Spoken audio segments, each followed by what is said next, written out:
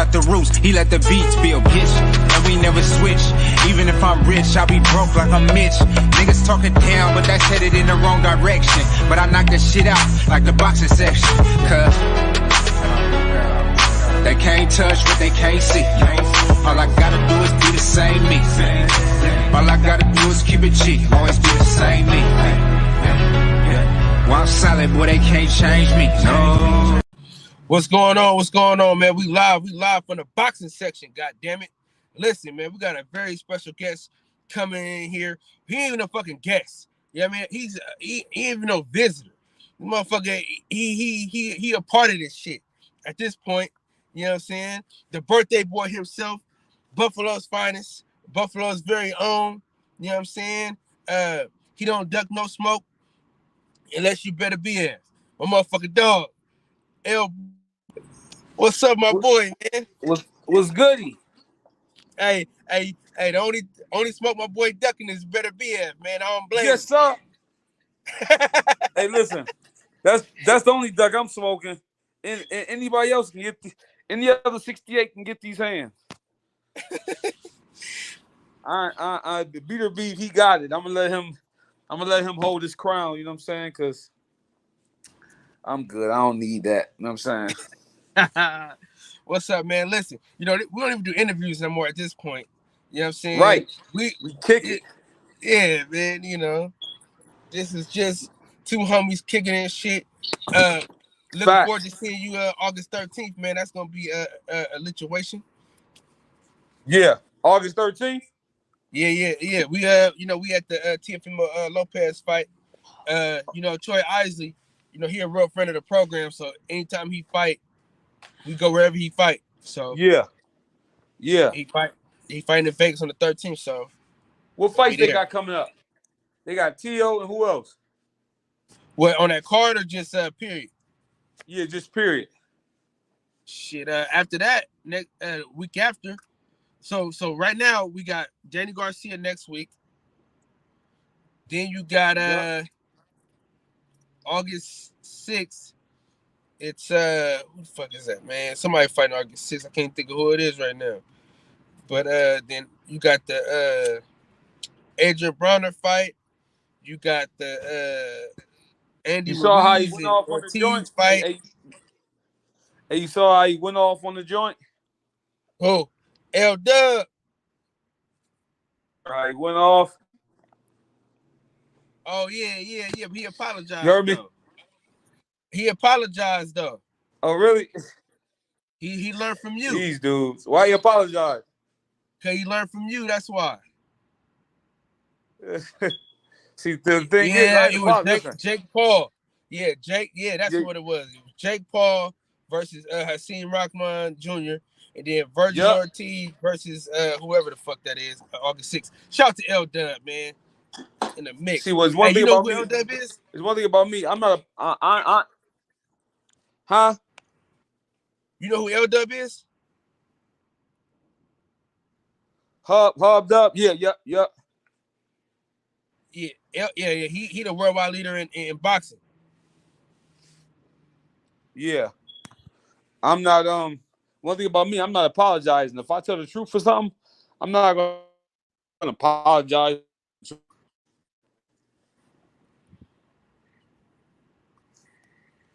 Yeah, man. You know what I'm saying? That's how it be though. They need that bag, man. And this is a messed up thing about the boxing world. Like, so I gotta lie in order to make money. That's it. You know it. Come on.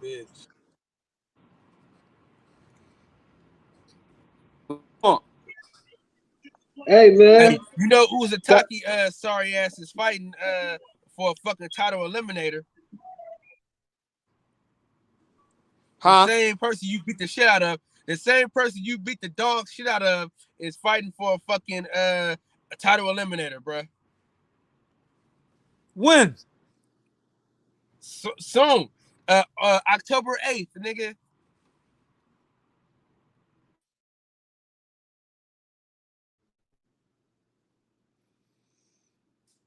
Yo. Can you hear me? Yeah, I can hear Yo, you. yo. Hey, stop bringing up that Jake Paul. Stop bringing up that Jake Paul bullshit. Nobody give a fuck about Hey, that's a legendary fight. But October 8th is Uzataki. Got a fucking title eliminated. Ain't that a bitch? So he fighting on a Monday? No, October 8th. Oh, October. October. I'm about to say. I thought you August. Say, motherfucker fight on Monday? What's fucking fighting on Monday for? But yeah, Yo, Jake Paul fight, that's man. crazy. fuck Jake Paul. Fuck Hey, Jake Paul. He's listen. not a boxer. He's a goddamn YouTuber. Fuck that dude. Nobody give a fuck about him. Nah. Fuck Nobody the watching that shit. promoters. Hey, fuck the promoters that don't give my nigga Lonnie B a chance. If Jake Paul give my partner a chance tomorrow, nigga, we own shit. He give an opportunity. I know Mr. That's what's wrong with the boxing world now. Thompson. These fools. I know Mr. Thompson from fucking with you. Yo, So like, if that's he's why fighting Jake Paul, I'll watch it. I don't give a fuck about Hakeem Rockman Jr. or none of them other motherfuckers. They all gonna take dives for that motherfucker anyway. Fuck that dude. Hey, OG, ain't nobody taking off dives, man. He gonna take a dive for that motherfucker, man. Money talks, man. bullshit runs the marathon. Jake Paul's a hell of a fighter. Jake Paul ain't shit.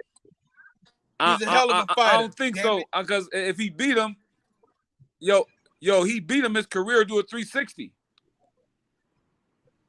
If he beat Jake Paul, that don't mean shit. He's supposed to beat Jake Paul. He's a pro boxer. He's supposed to beat that motherfucker. No facts, but no, that's the big fact. But the boxing world is like goofy, so they're gonna be like, oh my god, he beat Jake Paul, a YouTuber. You know what I'm saying? Yeah, you. I ain't gonna argue with you on that because you way more versed in the boxing world than I am. My thing is I'm this. not gonna argue with you. Yo, listen, you got professional boxers that's supporting Jake Paul. Like, oh my god, he got a chance and this and that. And I'm like, y'all serious? Like, I'm like, is they trying to get a job or is they really serious? Well, let's look at the facts, Lionel. Let's look at the facts, Kyle, everybody on the panel. Yeah. Motherfucker, Regis got the biggest check he ever got fucking with Jake Paul. Who did? Regis. A lot of niggas Progress. A lot of niggas. Yeah.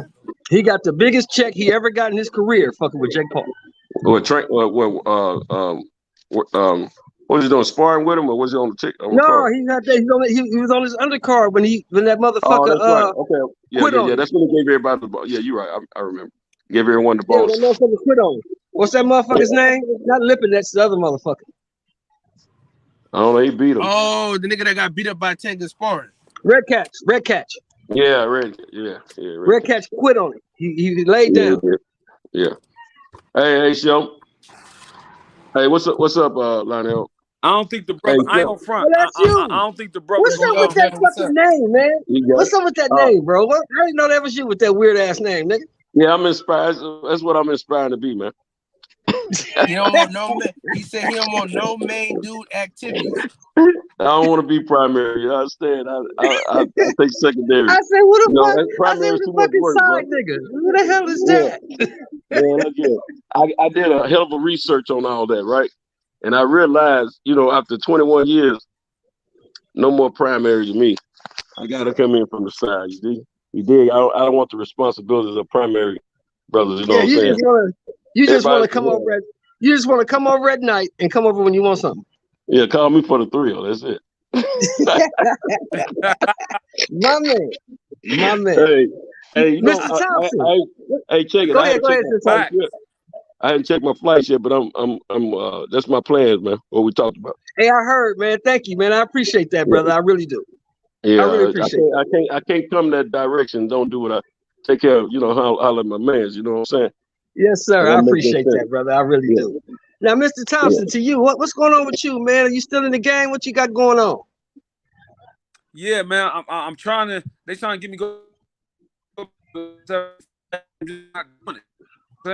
I just have my best performance. Okay, you breaking up, brother. What'd you say now? You breaking up? What'd you say? I said they trying to fight me. They trying to fight me at 175. I'm not doing it. I'm fighting at 168, and that's where I'm fighting at. You know what I'm saying? Like, why I gotta move up? They're trying to make food out of you then. Oh, they're trying to make food up there and put a Canelo on you. Go up there and get beat on. Yeah, exactly. Yeah, Like, stand strong with that, Lionel. Because I beat Jose Usyk. Listen, how he about to fight for a title eliminator when I crushed him already, and I'm not fighting? Exactly. And then he tested positive for steroids. Exactly. No, listen. Then he tested positive for steroids. Exactly. And he tested positive for steroids. Exactly. Hey, I was having that conversation earlier today, Kyle. Motherfucker trying to tell me that Canelo. A dude was trying to tell me that Canelo is better than Bivol. I said, how can Canelo be better than Bivol when Bivol beat his ass? How does that work? Right. Exactly. Yo, these people be saying some. I don't even get involved in these lot of boxing conversations because a lot of these dudes be idiots. You be like, what school did you go to? Exactly. What was you saying? Like certain stuff is just like, listen, if people don't see that boxing is political now, it is. I don't want them to see it. If you can't see box, they do what they want to do. It's not about how good you is. It's not about none of that. It's about who we want. Right. Why you think they hiding? Like here's why my you think thing. they hiding that dude from DeSoto, Texas, from that dude from Omaha? Why you think they keep hiding that dude from DeSoto, Texas, from that dude from Omaha? It's political. That's why they hide that nigga, man. Wait, yo, here's my thing. Come on, you out of pocket. Hey, let me say this real quick. It's off subject a little bit, but I'm gonna run and come back. But check this out. Go ahead, Cinco. Me and my friend, we go to a boxing match last night, right?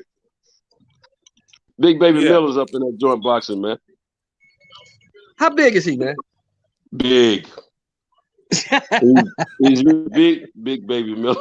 But hey, wait, he fought. Hands, yeah, he fought last night. Well, it was in a city outside of Nashville called Murfreesboro, but you know they dub it Nashville, Tennessee.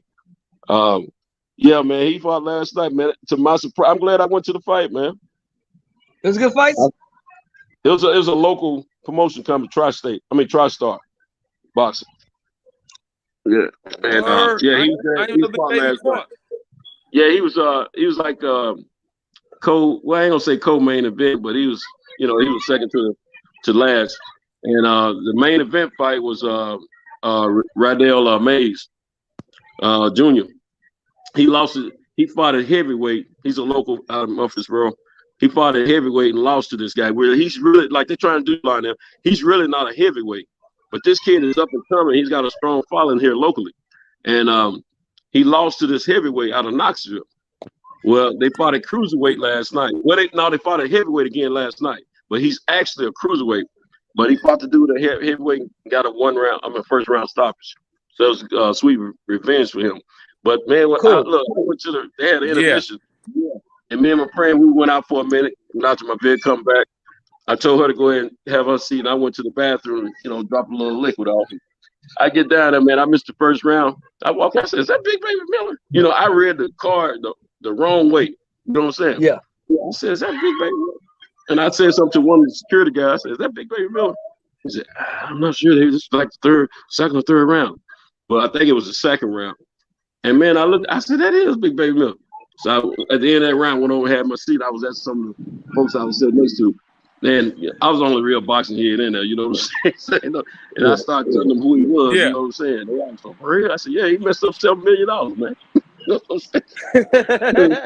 $7 million. You know what I'm saying? But hey, it was cool to see him in there last night. Let you know, well, sometimes some of the guys have to drop down a level or two, to the local promotional, fight clubs or whatever you want to call it, farm clubs or whatever, and get their status back up. And that's what he's doing right now. So he still got the skills. Yeah, I did the same thing. I did the same thing Friday. I went to a local card, Thompson Promotions. It had one of my coworkers. His son is George Acosta Jr., 13-1. Fights at 130. He won. Yeah. He won a unanimous decision. And all 5 of those fights was good fights, man, on a local card. Yeah. I bumped into Leo there. Me and Leo chopped it up for about me and Leo Santa Cruz chopped it up for about 20-25 minutes. Is that right? Oh, okay. Yeah, he told me that he got to take the Wood fight because that's a Mando. Yeah. And he's trying to get the fight to go ahead and go to purse bid. Because if it goes to purse bid, he gets 75% of the purse. Right. He said that's the only way he'll go to England and fight the dude. But he said after he get rid of him, Vargas is next. He want that fight. He said that man and call me out. I can't have motherfuckers calling me out and I don't respond. I want to fight. Vargas just won, right? Oh, now he can't. Now he can't. Get the fuck out of here, dog. No. You don't understand. Lionell Thompson just told you what happened. His daddy, the guy he named his son after, told him not to fight Gary. Sucker shit, man. Hey, his daddy told him not to fight. I'm back over here now. Come back over here now. I'm back over here now. All right, look. Hey, Cal, I'm gonna go on mute. I gotta go handle something right quick while you guys chopping it up. Okay, I just wanted to get that out there before I got off. Okay. All right, brother. Good to see you, man. I see you. Talk to you in a minute. All right, bro. Hey, Lionel. Come back. Just keep your head up, bro. And keep standing on your square, man. Thank you, man. I appreciate that. Hey, one thing I've always respected about you. Yeah, one thing I've always respected about you, you're a man first, regardless of all the politics, man. I appreciate that about you. I appreciate you noticing it.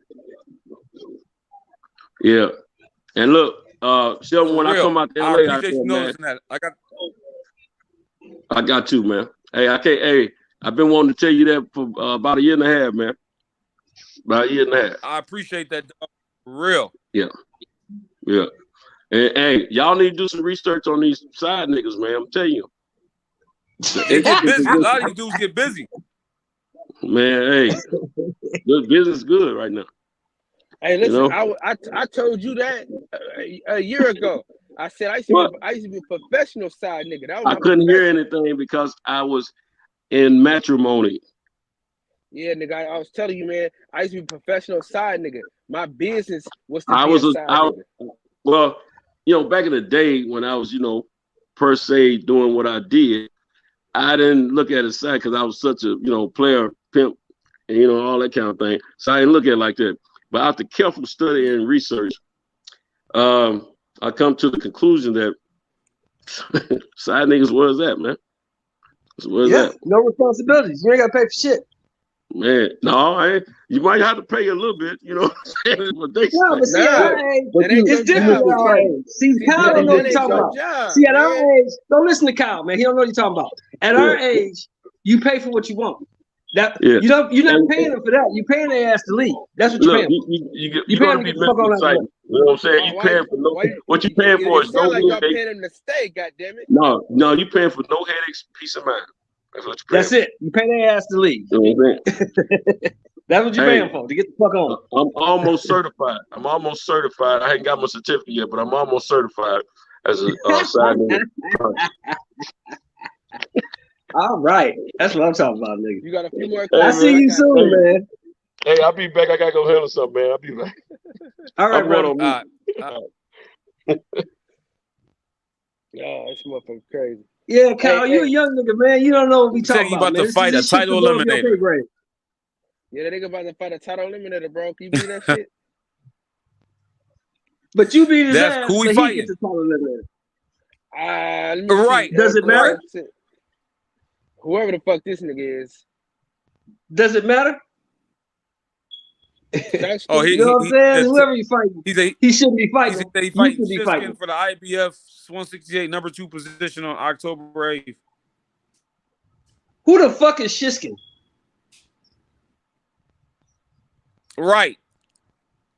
Where's Mike Nash? Never heard of you. Yeah, man. Hey, Lionel. What Cinto said, man, I echo that 100%, man. Stand on your square. Be the man that you are, man. Don't let these suckers try to bully you into doing some shit you ain't supposed to be doing, man. Yo, and that's all this is about. They mad at me because they want me to do something that don't make no sense for me. That don't get me paid. That don't get me on, like, you know what I'm saying? Like, pick and choose. They put David in there with small guys, knock him out. He get paid a fortune. Me, I'm fighting killer after killer after killer after killer. And my career still ain't going nowhere, and I'm winning. I'm like, nah, I gotta put my foot down. I can't do that, homie. Exactly. So y'all, exactly. Like it should be a law. It should be a law against that. Yeah. Because I'm not because I'm not a punk. Yeah, man. You ever thought about doing that bare knuckle shit? Hell no. Hell no, I ain't doing that. Hell, I ain't doing it. But the thing is, I'm about to What if they give you that bag? I'm setting the deal up. Listen. Nah, listen. One thing about me, right? I ain't doing no clown or foolery for no money. I'm a boxer. I'm the best super middleweight in the world. I'm around until it happens, and it's gonna happen soon. I'm setting up a deal right now, and it's a 90% chance y'all gonna see me in the ring at the end of October. Cool. I can't wait, brother. Is it gonna be? It's gonna be like in Vegas somewhere, LA? Where's it gonna be at? If you get it set up. I don't know. We ain't got no venue yet, but it's definitely gonna be, and we're gonna go after the top dogs and offer them a bag. Whereas like now, now you getting paid. So now that's the reason you getting paid. Right. Well, if it's local, anywhere but Vegas, Texas, so anywhere local. If it's anywhere local, me and Kyle gonna pull up. As long as they ain't overseas. As long as they ain't watch overseas, me destroy. I'm there. Right, and watch me destroy somebody. Any 68, I don't care who. Any 68. Because don't nobody. I'll be there, brother. I will be there to support. He's at 75, bro. He's at 75. No, why can't he call you? He used to.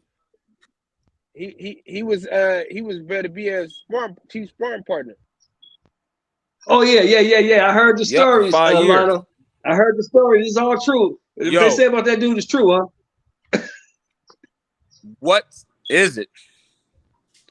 Yo, and it's crazy because I'm like, man, he ain't all that. When I start, but in the ring, I'm like, yeah, he's gonna knock everybody out. Nobody's gonna be able to stand up under that for 12 rounds.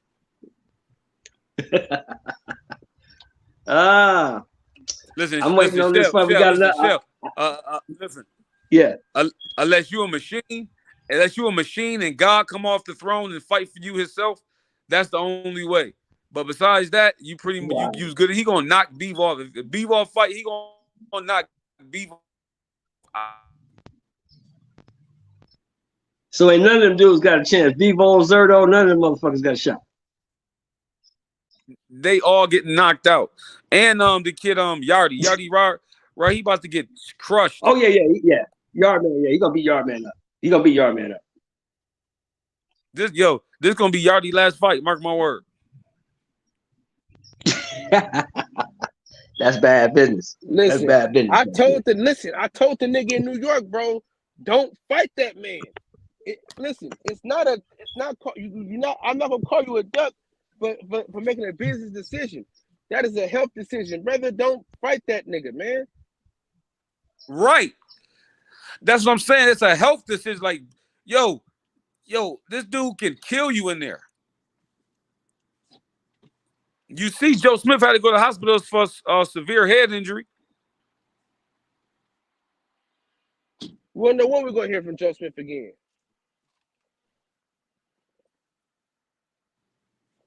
Yo. Hey, I bet you Marcus Brown wish he didn't take that fight now, don't he? Right.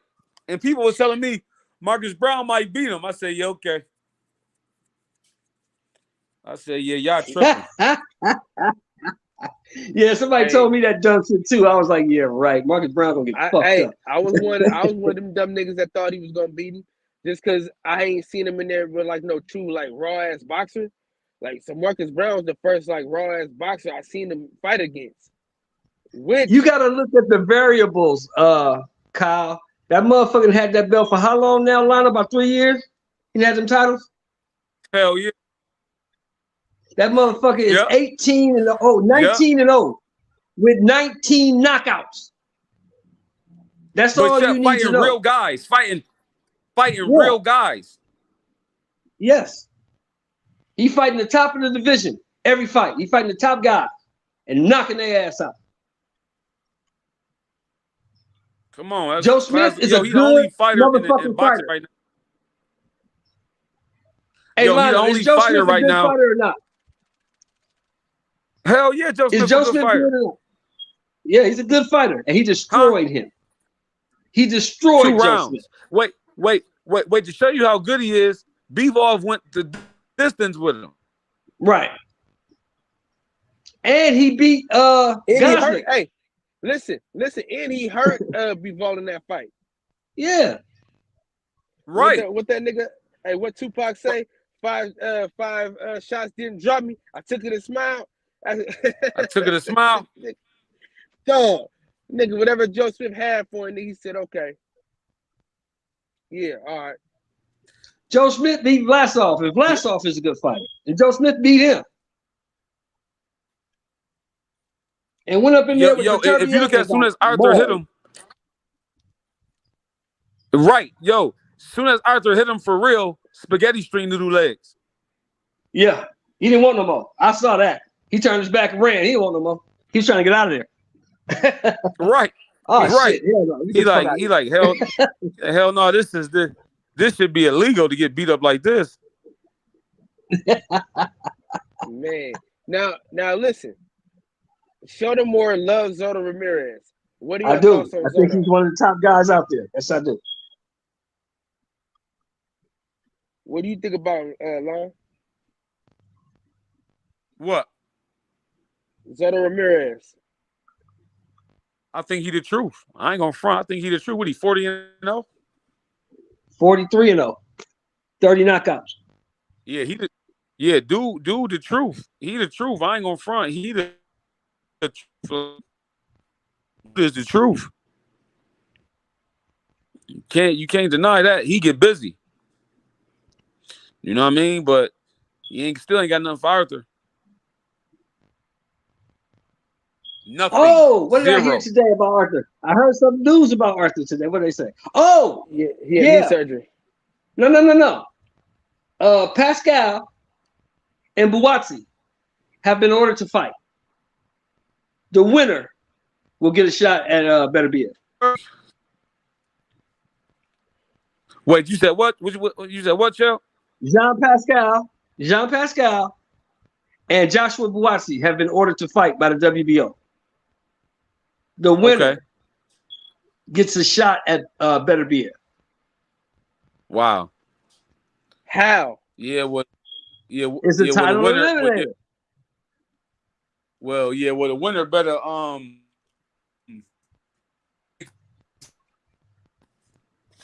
Hey, if I'm Anthony Yard, I'm letting them two niggas fight him first.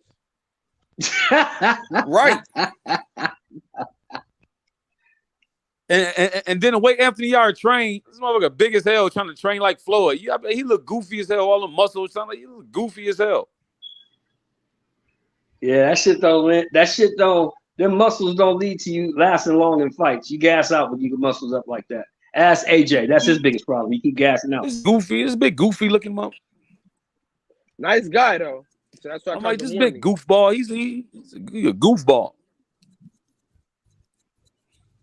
Listening to Tunde. Yeah, he's really a goofball. I'm like, this dude is a goof. This dude is a goofball.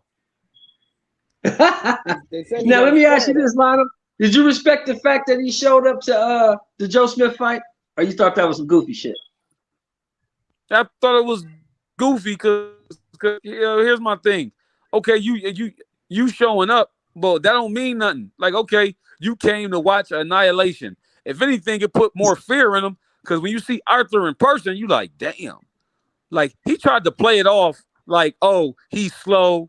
But then when they showed him when they showed him the clip where they told Arthur that, and Arthur said, what? I'm slow. And he said, okay. I said, okay. He started laughing like, this is why I love him. Like, he knows you about to fight. He said, this is why I love what? Like, this is why I love him. Yeah, he said, this is why I love him, because he saw Arthur's response to when he said he was slow. Yeah. He said, okay. I just said, okay, whatever. And he was like, I start laughing like, this is why I love him. What you mean this is why you love him? Like, he got too much respect for Arthur already. Mm-hmm. You can't be respecting the dude like that. You got to come in there with your mean face on trying to get him, because he's definitely trying to get you. And my thing is this: Kovalev can fight, Kovalev can punch, but not like Arthur. Kovalev the only one that knocked me out, stopped me in my career. But he can crack, and he had Arthur. He had Yardy on wobbly legs, and like he couldn't take Kovalev. He definitely can. He definitely ain't taking Arthur's punch. And my thing is this: Kovalev got tired in that fight, and he still couldn't do nothing. Arthur ain't gonna get tired. Right. And Kovalev was drinking, and how Kovalev get out. Yeah. Kovalev, wild boy. He want to join the panel. The link is in the chat. Huh? Rapper L. Now I was telling people they want to join the panel. The link is in the chat. Yeah. I'm gonna log back in. This is my brother calling me from jail. I'm gonna log back in as soon as I get off the phone with him. All right, Lionel. Good talking to you, bro. He'll be back. We ain't going nowhere. If y'all want to join the panel, the link is in the chat, though. I just put the link back in the chat if y'all want to join the panel. Hey, OG man. I told you, man. I got Zerto beating this dude, man. Zerto's a monster, man. Now, if Bevo can establish the jab early and take control of the fight, Bevo is probably gonna win. But he gotta establish the jab early, and he gotta hit this dude with something that's gonna make him think. If he can't do that, and he lets Zerto get rolling with that monster style just coming straight at you, throwing a bunch of punches, Bevo in trouble. Cause this ain't Canelo. This motherfucker gonna hurt you. No, most definitely. What's the fight you looking forward to seeing that's already made? Not no fantasy shit. The fight I'm looking forward to seeing that's already made. To be honest, it's the rematch. I want to see if Robert Garcia can help this dude. I don't think he can, because at this point in this dude's career, he is what he is. I don't think you can change a fighter like that. He fights the way he fights. The way he fought has made him the unified heavyweight champion 2 times. So I don't know if there's anything you can change as far as his fighting style. His mindset, maybe you can help him with, because he needs to use all that muscles and all that size and bully this dude. He cannot box with Usyk. He gonna get his ass kicked again. He probably gonna get stopped. Damn, stopped? Shit. Usyk damn near stopped him in the 12th in the last fight. Damn. He cannot box with that dude. He needs to bully that dude, beat that dude up, and knock him out. That's his only chance to win. Yeah, shout out to my dog, Sometime Positive Network. What's up with it? What's up, man? Can you hear me? Yeah. All Pops. What's up, baby? I'm living, man. Yo, I agree with Shelton more about Joshua, but maybe it's just me. But when I was looking at the fight live, I thought 10 seconds was left in that last round, and then when Usyk got him in trouble, the fight stopped. Did you see that, or am I? Yeah, I saw that. They stopped. They saved him. Yeah, because it was 10 seconds left in the round, and once Usyk got him in trouble on the ropes, they stopped the fight. Yeah, they saved it, boy. They saved it. But yeah, I feel the same thing. If he doesn't just go in there and jump on, like he has to fight Usyk like Chisora fought him. You can't try to box. You just got to go in there and jump on, because you're not gonna outbox this guy. So if he tries to outbox him, then Usyk's gonna have that confidence from that 12th round, and it's gonna basically be the 13th round in the first round, and he's gonna peck him, hit him with straight lefts until he eventually hurts him. He's gonna stop him around the 7th or 8th round this time. Yeah, the thing is, well, in my opinion, Kyle, what he needs to do, he needs to go look at 1970s George Foreman. Foreman fought like he was the biggest motherfucker in the ring. Did he not? Yeah. That's the way Foreman fought. He came in there to beat you up, bully you, and knock you out. That's what Anthony Joshua has to do. If he don't do that, he gonna get beat. And a perfect fight he should look at is the Foreman's last fight before his 10-year retirement, his fight against Jimmy Young. Because he did have, even though Young won the fight, Foreman had him hurt pretty bad on occasion. And Young was a great boxer. He was a great, but Young was like the first Chris Burke. You know what I'm saying? Yeah. Or I say this one. Go look at that George Foreman versus Ron Lyle fight. Go look at that. Yeah. The traded knockdowns, man. That round 4 was big motherfuckers fighting like they big.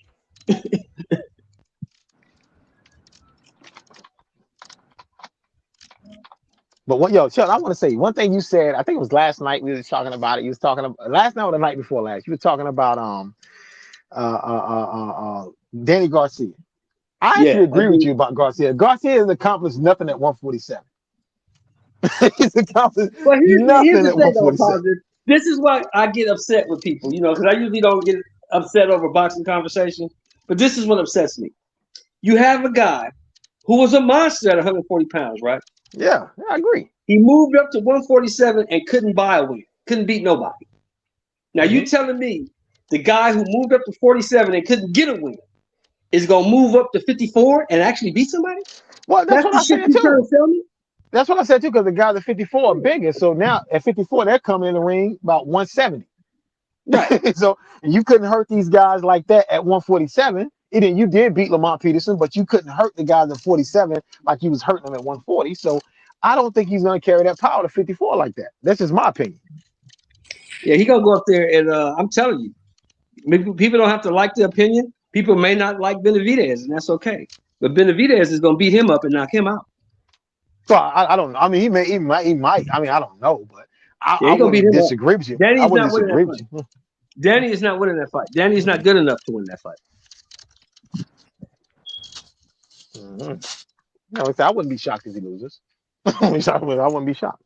I would not be shocked if he loses. And I like Garcia If he because loses to Jose Benavidez, I'll be shocked.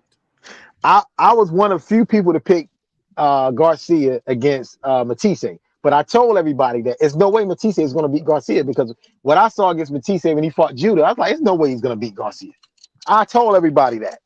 And nobody believed me. And because Matisse leads with his face. Exactly. He's a straightforward fighter. He's a straightforward fighter. He'll take 2 or 3 punches and land one. He's one of those fighters.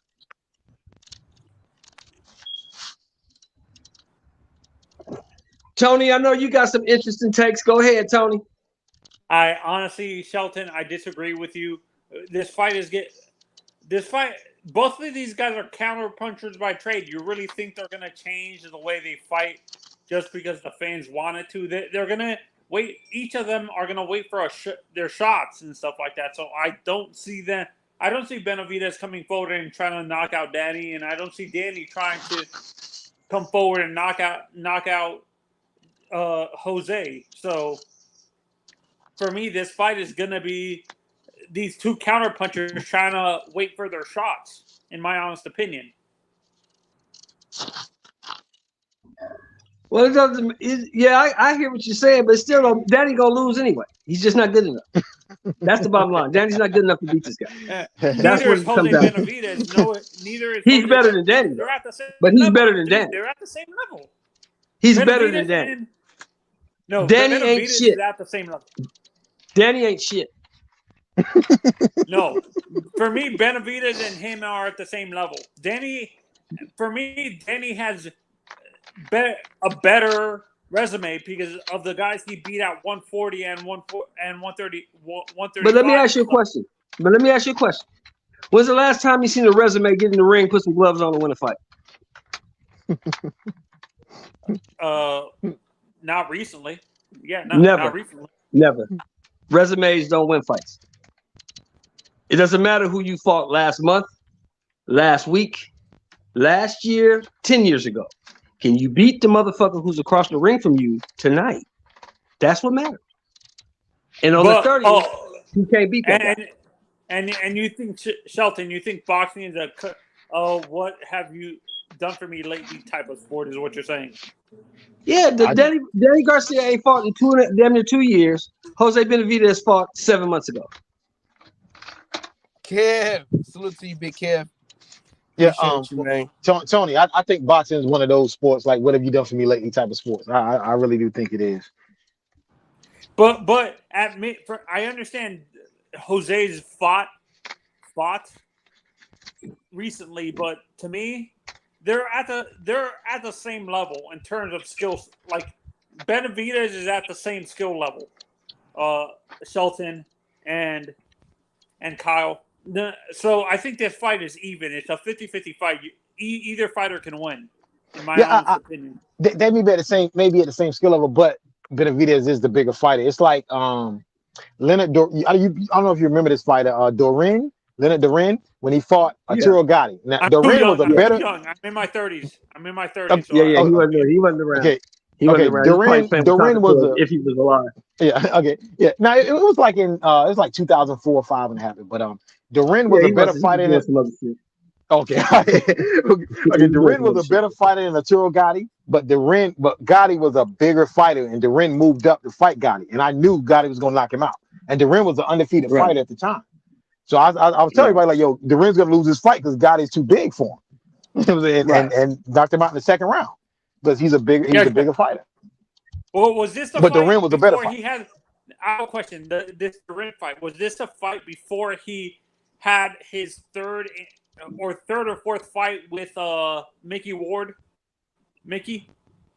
I think this was after his fight with Mickey Ward, like after his third fight. But either way, Gotti was the bigger fighter. You know, Duran was the better fighter, but Gotti was the bigger fighter because Duran was normally fighting at 35 because Duran had just been in a war. I forgot with who, but he just won. He was an undefeated fighter. But Gotti was too big for him. It's kind of like in back in our day, all positive. You had Julian Jackson and Mike McCallum. Mike McCallum, Julian Jackson was a great fighter, but Mike McCallum was a bigger puncher and a bigger guy. And Julian Jackson had him out on his feet in the first round. Had him out on his feet, but the second round, McCallum came back and stopped him. Got him up out of there because he was just too big. The shots that Julian Jackson was killing everybody else with, he couldn't get Mike McCallum out with that shot. And he couldn't get the G-Man off him either. The G-Man. Gerald McClellan. He couldn't get it. He hit Gerald McClellan flush. We got another special guest hopping in here real quick. The Real War Jones. My dog, Josh. What's good? What's good? What's up, y'all? What's up, brother? What's up? What's up? How y'all doing? What's going on, man? How you feeling, sir? I'm good. I'm chilling. How y'all? We all right. This shit talking this boxing, the documentary was about right here. Yeah. Roger that. That's what I'm talking about. We about to you know, it's been out for a year, so we about to put it out on YouTube for about a week for free, and then we're gonna take it back off, man. You know what I mean? But you got a call. Do that, man. Do that. How you been, brother? I've been good. How y'all? I'm living, we cool, man. Just sitting here talking this boxing, man. Trying to enlighten these people. They roll. A lot of people is rolling with Danny Garcia in this fight coming up next Saturday because of his name. He rolling with Danny Garcia. He from Philly. Yeah. He from Philly. I respect that. He from Philly. I'm just saying that Danny Garcia's name is not gonna save him this time. Yeah. He done bit off more than he can chew, and he gonna get beat up and knocked out. He's not that good. Couldn't win a fight at 47, but you telling me he gonna move up to 54, a bigger weight class for bigger guys, and win a fight? You couldn't beat the guys at 47. He beat a few guys at 147, Shelton. Who? Granados? Yeah. Robert Guerrero? What's the other boy name? Brandon Rios? Come on, man, stop it. Stop it, dude. He still won fights at 147. You said he ain't. Those are the dudes he beat. I just told you who he beat. Everybody else kicked his ass. Nah, nigga, he had close. Nigga, he. In my opinion, did he win or lose? Fight with Sean Porter, bro. Did he win or wait? Nah, stop. He lost the Porter fight. He lost that Porter fight. I got a question. I think it was a close fight. Tell me where. You're a boxer, so you tell me where is the close fight column in BoxRec? Where's the close fight column at? It ain't a close fight column. It ain't no. You win or you lose. Yeah. That motherfucker lost.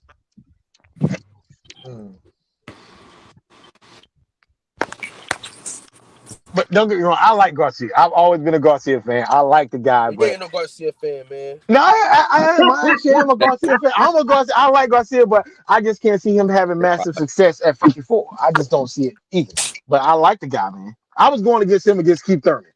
I wanted him to beat Keith Thurman, and I picked him to win, but Keith Thurman beat him. Yeah. I'm still mad. I think Danny should have stayed at 154, 147 and try to fight like Virgil or Boots, to be honest.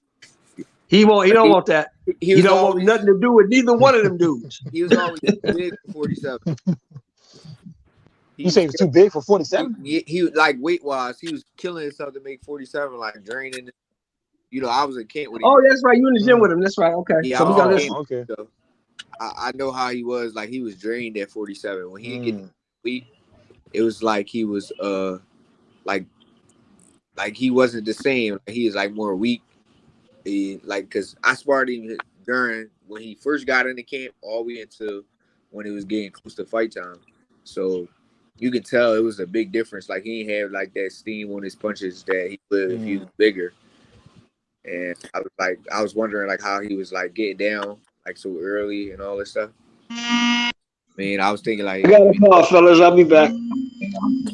See, being that you're a boxer, this is an honest question. Let's say the fighter is doing his best, doing the right stuff, and he still can't make weight. Is it just that he's naturally getting too big? Since you're a boxer, is it because he's naturally already getting too big for the weight, or is his body telling you? Is his body actually just telling him to move up already? Yeah. A lot of times a fighter would be naturally too big for the weight, but some people just don't want to move up because of some fear. The money ain't there. The money ain't there.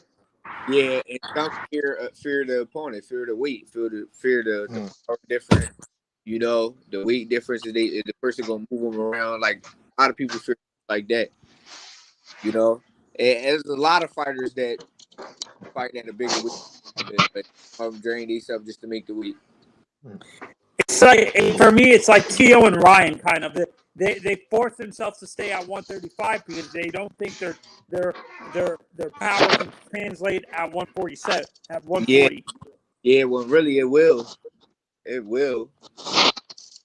Man, like some fighters it will. Some fighters do. Some fighters don't. But that's where like people say, boxing is 50% mental, and some of these guys like are hesitating moving up because they feel.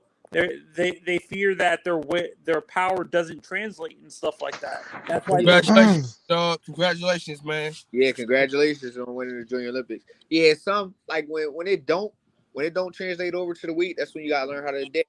Box. You gotta learn how to. That's when you implement your defense. Like it's a lot of stuff other stuff that you do when the power don't translate. You know, some people could just turn into strictly boxers. Like you don't have to always knock a guy out to win a fight. And a perfect example of that is Pernell Whitaker, who started at 35 and went all the way up to 54 to win a title. Yeah. And he was still Vasquez at 54 for a title, and he went back to continue the campaign at 47, which he didn't have a lot of power at 47, but he had respectable power. Yeah. I'm going to use another example. The perfect example is Manny Pac-Man. Pac-Man is another perfect example, Josh. Right? Like as he got older, he got too big for the weight. The weights he was at, like the smaller weights and stuff. Yep. So he moved up. And fortunately for Pacquiao, his power transitioned over. Mm-hmm. You know. Yeah. No. And this is where I fear like some of these boxers are just second guessing themselves, like Tio and Ryan. Like it's all about fear. It's fear that their power won't translate, or their skills are not going to be able to handle the bigger guys at 140, like a Josh Taylor, who is really a 160 fighter. Yep. Fighting at 140. Yeah. Yep. You're right about that. But this is the thing too. Like some people like that 35, like you said, 135 is a money making weight class. It's popping right now. So, you know, that's where a lot of the money at too. And some of them fear like they won't make as much money going up to 140 as they did at 35. You know, it's a lot. It's a lot with it. But, you know, in this game, in this sport, you gotta be willing to want to take the chances, the risks. Oh, so, this is a question I've always wanted to ask a person who's actually competed, like in the Olympics. Do you feel as a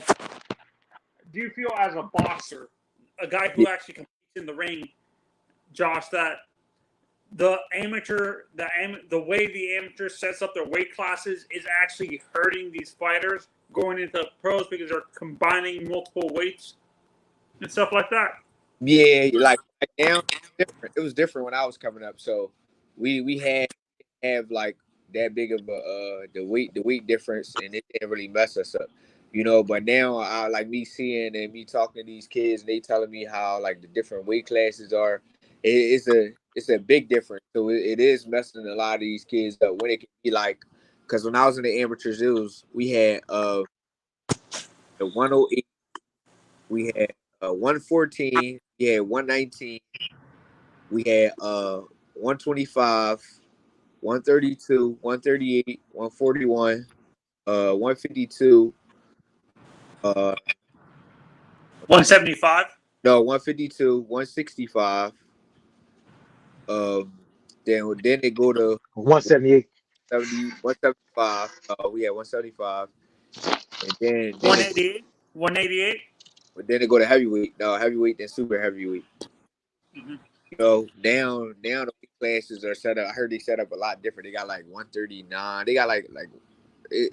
They say it's like funny, like it's different. So you Yeah, know, no, they're combining multiple weight classes. Like yeah, 160, the 168 in the amateurs. I yeah, think 168 is heavyweight, light heavyweight, light heavyweight.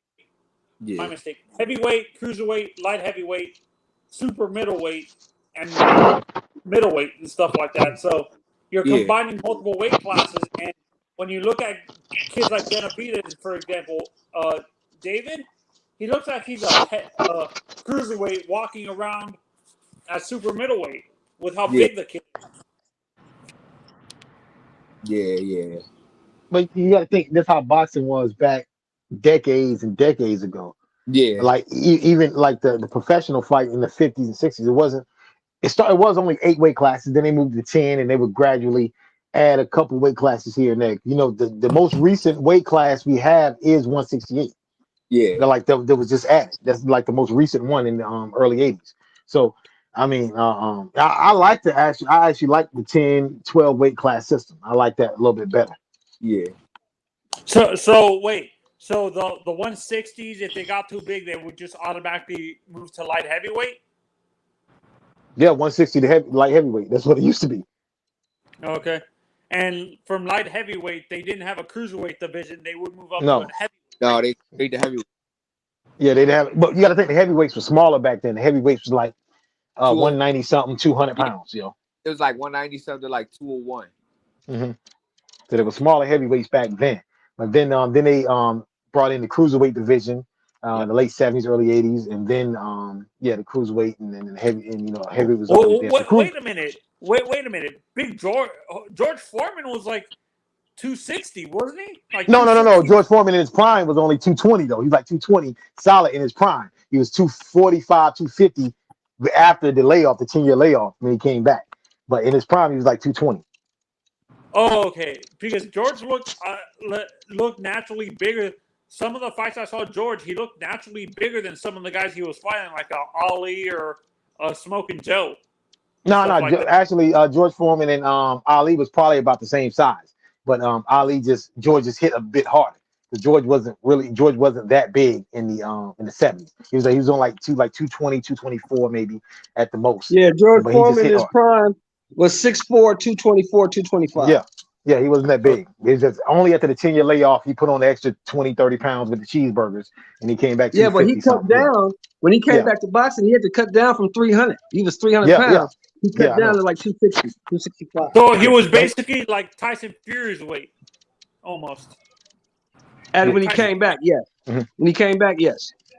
But when he was in his prime, when he was knocking everybody out as the heavyweight champion of the world, he was 6'4", 225. Honestly, for me, I would like to see that a prime George versus a Tyson Fury. I want a prime George Foreman versus a prime Tyson Fury before he ballooned up to 300 pounds. No, you don't. No, you don't. You don't want to see that. You don't want to see that. Because the difference between George Foreman and all these other guys, George Foreman is going to test that body. Yeah. And even Holyfield tell you, Holyfield in his prime, he gave an interview. He said the hardest he's ever been hit was by George Foreman. he said when he fought and George this was Foreman. a 50-year-old Foreman, right? This was He's like 42. It was a 42-year-old Foreman when he fought Holyfield. And Holyfield, he told you, he's like, he fought Lennox Lewis, he fought Tyson. He said the hardest he'd been hit was George Foreman. That's why he held on the last 2 or 3 rounds because he didn't want to get knocked out. Or how about a prime Mike Tyson versus a prime Foreman? Well, I mean, George hits hard, man. George and Mike, against Foreman? No. See, Mike, the problem for Mike is this. Anybody who comes straight ahead and tries to fight George Foreman, he's going to knock your block off. Yeah. Too strong. He's too strong. He was a strong motherfucker, wasn't he? Yeah, he's too strong. He was like strong. He was that backward strong. George was. And George was hitting people with 8-ounce gloves back then too. Remember that? Yeah, they fought in 8-ounce gloves. Yeah, they fought in 8-ounce gloves. So it's a lot different. Now that's the question you got to ask yourself, Tony. If you could make a fight between Tyson Fury and George Foreman, what rules are we using? Are we fighting 15 rounds in 8-ounce gloves? Or are we fighting 12 rounds in 10-ounce gloves? 12 rounds in 10-ounce gloves. Why? Well, George Why still 12 rounds in 10-ounce gloves? Why can't we go 15 and 8? No, but for me, I don't think Tyson's weight would actually benefit from a 15-round fight. He would be too tired, honestly. I think George would. Well, you want to be considered an all-time great, right? Name all the all-time great heavyweights. They all fought 15 rounds until you get to like Lennox Lewis and Holyfield and them guys. But all the greats, they fought 15-round fights. Was Tyson? Even Mike Tyson had a 15-round fight. Tyson fought 15-round fights. Yeah. Against Tyrell Biggs. Was that later in Mike's career when they transitioned to 12 rounds? They didn't transition to 12 rounds until like, was that 88? 88, 89. Yeah, because Tyson fought Tyrell Biggs with a 15-round fight. Okay. Yeah, let's do 15 rounds. 15 rounds with Tyson versus Foreman. Yeah. But Tyson cutting down to maybe 250 instead of being like 300 pounds like he is now. Like, if he's 250 and he fights George Foreman, he goes to sleep. One thing about George Foreman, if George Foreman gets you hurt like that, he's going to finish. Yeah, and George Foreman had a great uppercut. You couldn't just hang on him. He had a great uppercut. You couldn't just lean on him. You know what's weird? You know what I can see happening? Let's say I think George would switch up. Let's say George is a good technical fighter, but we focus so much on his power that we forget he's a great boxer as well. If he fought like a guy like a Deontay Wilder, he would actually rely more on his boxing skills because Deontay didn't really have. He just relied too much on his power. I think George would knock him out, but I think he would switch up the style, right, Shelton? Well, George, if he fought Wilder, the problem for Wilder is he wouldn't be able to set that right hand up because Wilder used to set that right hand up with the 1-2. He'll blind you with the jab and throw that right hand. Well, when you stick your jab out there, if you watch old school Foreman, tell him what he did. All positive. He grabbed your arms and pull them down. Yeah. He grabbed. You put your arms. You stick your jab out there, grab your arm, pull it down, and catch you with the right hand. So every time Wilder stick that jab out there, he grab it, and pull it down. No, and people brought up this fight on H's channel, Shelton, of Vitali versus George. No, he not George. Vitali gets hit too much. He gets hit too much because you got to think of Corey Sanders. Corey Sanders had Vitali out on his feet. He was out of shape. No, I'm talking about. You're talking about Vitali. You ain't talking about Vladimir. You're talking about the big brother. No. Corey Sanders fought him too, but no, I'm saying he lost Vitali, but he did have him out. He had Vitali out though. At one point, he knocked him down. They didn't count the knockdown. He knocked him down, and he had him out. The thing is, George Foreman, prime George Foreman from like 69 to 75, he runs through all these dudes. There's nobody fighting today that can beat George Foreman. Okay, I have a more current one. Hypothetical fight: a prime Vladimir versus a prime Tyson Fury. Vladimir. You have I'm gonna go Tyson Fury, man. Because he fought when Tyson Fury fought Vladimir. He was 36. He was already rich and fat and happy. No, I think he was in his 40s. I think he was like 40, 41. No. When Tyson Fury fought, he was 36. He was 36. You see, he was 36 because because he fought Anthony Joshua. He was like 40. But that was like a year later. That was like a year later, right? Or 2 years later. Yeah, he fought Anthony Joshua 4 years later. He did? Oh, okay. Yeah. I'm getting my years mixed up. Okay. Yeah, he had fought him 4 years later. Yeah, he was like 36. He was old. Yeah. He not old, but he was 36. He was very rich. He had been the heavyweight champion for 10 years straight, and he was happy. He underestimated that dude. That dude came in there and out jabbed and out hugged him. Tyson Fury mauled him. That's what he did. He grabbed him, mauled him, out jabbed him, beat him. Yeah, for me, I think the one guy that might give in this era the heavyweights that might give either Vitaly or Vladimir the most serious issues is Usyk. Nah, too little. Because Chris Berg, now they will give him some issues because Chris Berg did stop Vitaly only because of his shoulder injury. But then Vladimir ran through Chris Berg because even though Chris Berg was a great boxer, he was just too small, and he wasn't going to try to box you if you were small. That's the thing about the Klitschko's. If you were small, they the Klitschko's use their size. They impose their size on. I think that's that's one thing people underestimate about the Klitschko's. They knew like Tyson Fury, Deontay Wilder, and Joshua don't really know how to use their size correctly, but the Klitschko's did. Yeah. I tell you, somebody else used to use their size on you was Lennox Lewis. Lennox Lewis fought like a big dude. Yes. You put his size on you. And I knew Lennox Lewis was going to knock out Michael Grant because Michael Grant couldn't use it. He'd never use his size because he tried to box. What let me know that Michael Grant wasn't that good of a fighter when I saw him fight Al Cole. Now Al Cole, Ice Cole, was at the end of his prime. Ice Cole, yeah. And he was a blown up cruiserweight, and he fought life and death with Michael Grant. That's when I knew that Michael Grant wasn't going to be a good heavyweight. Wasn't going to be an all-time great heavyweight at that. I remember at that Albert moment. Ice Cole. Yeah, he was a good cruiserweight though. He was a good cruiserweight.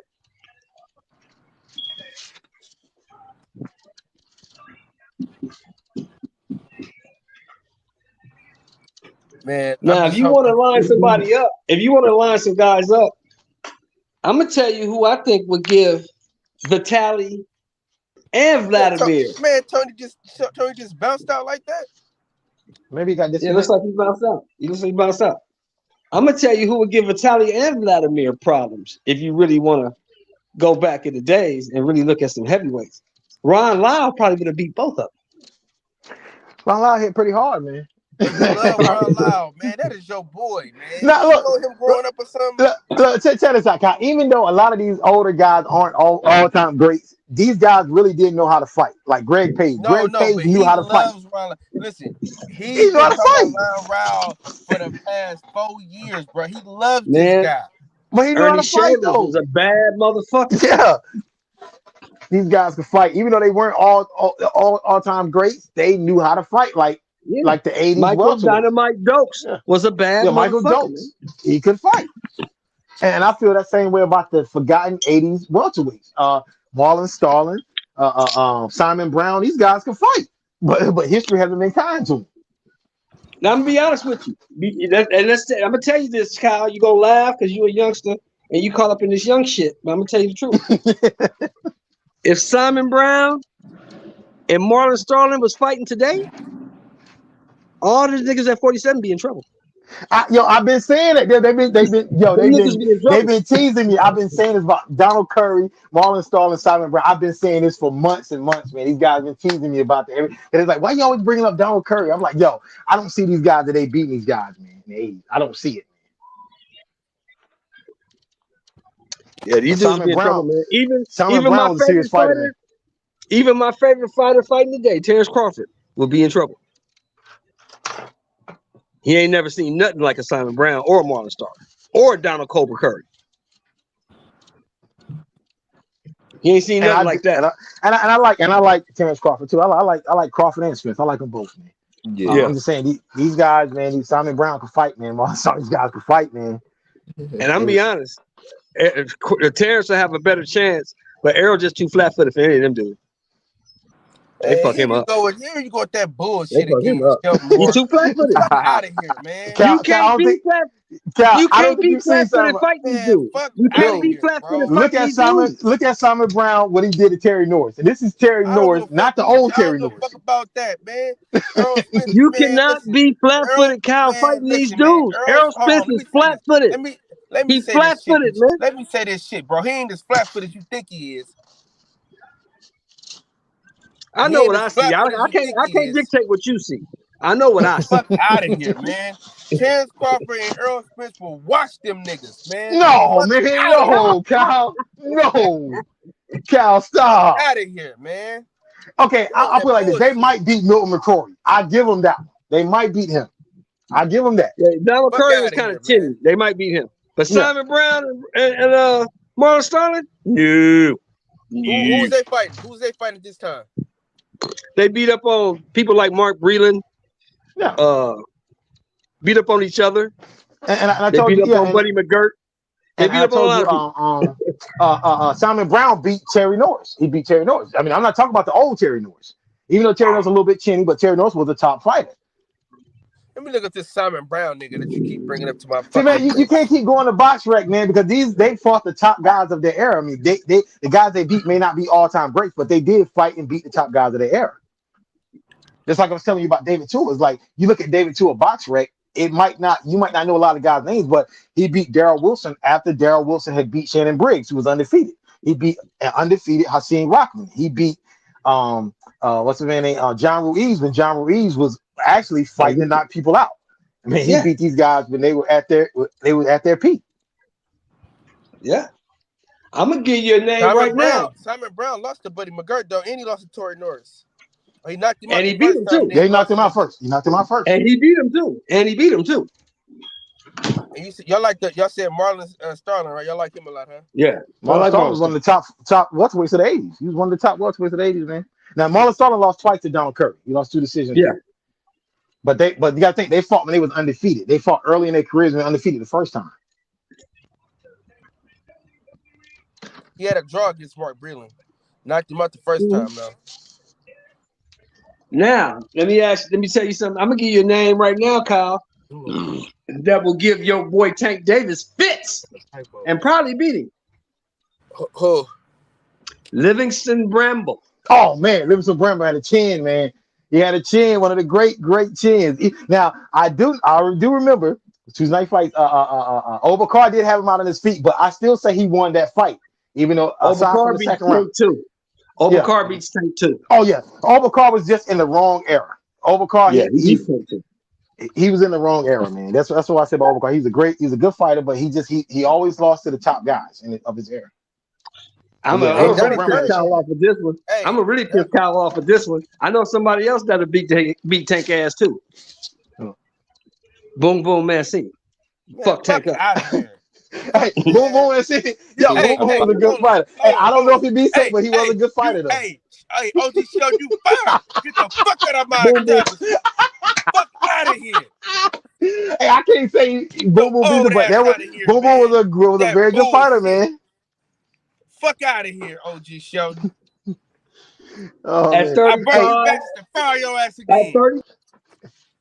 Hey, Cal. Hey, Cal. Do you think Tank beats Pryor? Do you think Tank beats Pryor? No, hell no. Hell no. Okay, we agree on that. Okay. Oh, man, hell no. Hell, hey, triple hell no. Hey, especially if he got that sauce. Come on, man. No. He got that special bottle. If he got the money mixed, hell no, he really can't beat him. Yeah. Yep, Arguello beats him. Duran beats him. Oh yeah, that goes without saying. Without saying. Yeah, I think Boom Boom probably beats him. Bro. Yo. Keep this shit up. Keep this bullshit up, Shelton. Keep this bullshit up, Shelton. These dudes was 15-round fighters fighting in 6-ounce gloves. Fuck all that you talking about. You said Burrow Burris was gonna beat him. Remember that shit? Look, hey, Cam said what up? What's happening? OG Sheldon, what it do, man? What's up, bro? Shit. Dealing with this motherfucker over here at this job, man. You got to, man. Ain't nothing wrong with it. Ain't nothing wrong with making money, brother. Yeah, I'll be back. It's making us right now. They make a whole lot more money off us than we are these niggas. But that's all right. You getting your portion. That's what you signed up for. They told you how much the job paid when you got there, and you agreed to it. Yeah, they ain't tell me I had to work with these fucking bums. But, that they weren't supposed to tell you that. They said this is what we paying. This is what we paying, and this was the hours you need to be here. And you said okay. Hey, I was here first. I drew them bombs. You said okay. So you can't complain about it now. You agreed to the shit. Nah, nigga, they wasn't here. I was here first, nigga. Doesn't matter. You agreed to work for them people. If you don't like your working conditions, quit that motherfucker. You know what? Fuck it. All right then. It ain't that bad. Your ass ain't leaving. Walking out today. No, it's the people, really. It's the people that really I don't really fuck with. Yeah, that's all. Just don't fuck with them. Shit, I got niggas I didn't like when I was working. I ain't fuck with them. I ain't talk to them niggas. Wanna go have a beer after work? No, I don't fuck with you. I don't fuck with you, dude. Hey, we go to work. Show, I spent 5 years in the joint. Yeah, we work together. That's it, nigga. Hey, well, 8 hours, 10 hours is enough to see your ass. I don't fuck with you like that. Hey, if y'all want to hold it down until I get my phone on the charger, y'all can. Yeah, or I can end it now. Do your thing. Yeah, man. So, give me your take on this fight, man. Y'all want to hold it down until I get a charger? Yeah, we got it. Give me your take, all positive on this fight we got coming up on the 6th, man. Which fight? We got Michael McKinson, 22-0 with two KOs. Remember that now. 22-0, 2 KOs. Yeah. He's fighting Virgil Ortiz. Yeah, he can't crack an egg. He can't crack an egg. He got a good boxer's chance, but as far as punching, that'll be over. I think Virgil gonna get him out of there about 5 or 6. Yeah. I doubt if he goes 6. Yeah. Yep. Because the one thing I know about Virgil, if you can't keep that motherfucker off you, you smell it's blood. ugly. Yeah, it's ugly. It's ugly. If you can't keep him back, it's ugly. Yeah, I give him 5. Yeah, around 5th round. I give him 5. That's it. Yeah. Yeah, McKinson might be a tough kid. Who knows? Yeah. Yeah. But he gonna get beat up and knocked out. If he can get punched or not. If he can take a punch or not.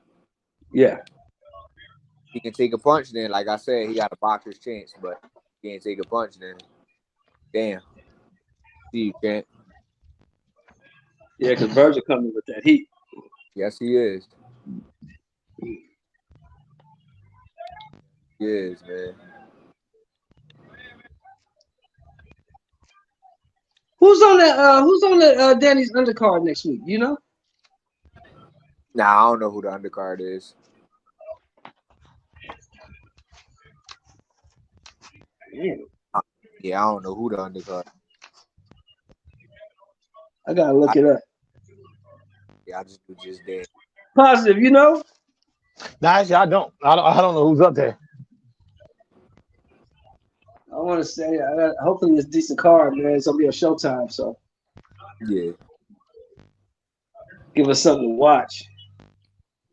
Yeah, because I didn't like that card last night with the dog be fight, man. I ain't like that undercard, man. Undercard. Well, I like that. Now, let me ask y'all this: Abdullah Mason, your thoughts? Abdullah Mason. Yeah, yeah. I mean, yeah. I mean, decent. I think he's a good fighter. Yeah. He buildable. So basically, what you're saying is the guy he was in there just wasn't shit, so you really can't get a game. Yeah, that's basically what I'm saying. Can't really say much.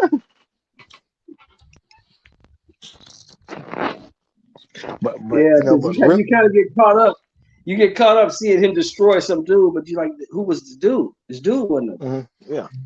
You know what I'm saying? They probably found this nigga at Walmart. But Yeah, you understand why they do that though. You understand why Yeah, they do that. Yeah. yeah, they want to pump him up. They want to build him. Put him in there with different guys, different styles. None of them really got a shot to beat him because he's a prospect. They're trying to build. They're trying to build his resume. I got you. yeah, they doing the right thing. Yeah, the kid is what 17. Yep, 17, 18, one of them. Yeah, he got Okay, time. yeah. He got time You before got they start you got a throwing lot him of in. time. Yeah, before they I start mean, throwing him in. I put it like this. I think higher of him than I do Ali's grandson. Oh, you hating on Nico? I'm not Nico hating on him. I just Ali said I Walsh? don't think very highly of him. I'm just saying I don't think highly of him, man. Nico Ali Walsh? I don't think highly of him. Goddamn Nico, boy. I mean, he looked better in his last fight than he's been looking. I give him that much, but I don't think highly of the kid at all. Now you talk about they gonna feed him cans for real. They gonna keep can. He gonna keep Can Crush. He gonna Can Crush for about 25 fights Exactly. until they can take some money off that dude. I think he'll probably go 35-0 before we see him in with a top 10 guy. Yeah, they're gonna make some money off that name, man. Look, let's keep it all the way live. Let's keep it all the way live. Look back in the day. Layla Ali had no amateur career, really no experience in boxing. Mm-hmm. But she had a name. Had a name. And I never liked Layla Ali because once the competition came, she retired. I never liked Layla Ali, man. And she barely beat Joe Frazier's daughter. Look, Yes, right now, she's worth $12 million. I think she's smart. Yeah, very smart.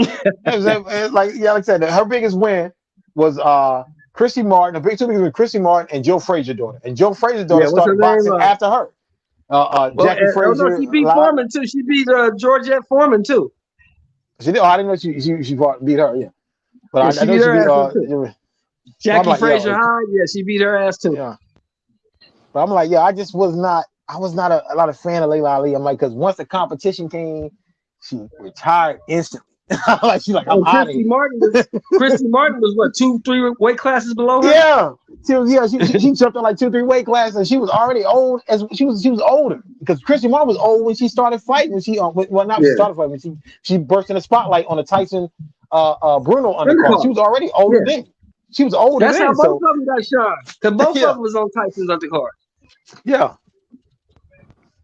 But I'm like, man, nah. And Christy Martin ducked the fight we all want to see anyway. She ducked the Lucia Riker fight. Ain't nobody wanted to fight Lucia Riker, bro. Nobody bro, ain't none of them bitches want to fight Lucia Riker. None of them. Lucia Riker was a fucking monster. They didn't want to fight that broad. Was she undefeated as a kickboxer? Nah, she lost the one fight against the guy. She lost to the dude. Knocked out. She lost to the dude. Yeah, the dude knocked out. That's it. Everybody else she beat. And the thing is, Christy Martin said, Lucia Riker has to take a test to prove she's a woman. I'm like, come on, man, as fine as Lucia Riker is, you know that ain't no man. Fine, come on now. Lucia Riker was a bad bitch. Yeah, she was fine, man. I'm like, stop that, Christy Martin. You didn't want that fight. Well, Christy Martin was a cokehead anyway, you know. Yeah, cause I remember after she retired, her husband almost killed her. I mean, beat her half to death. Yeah, there was one domestic violence and stuff, man. That was crazy. Yeah.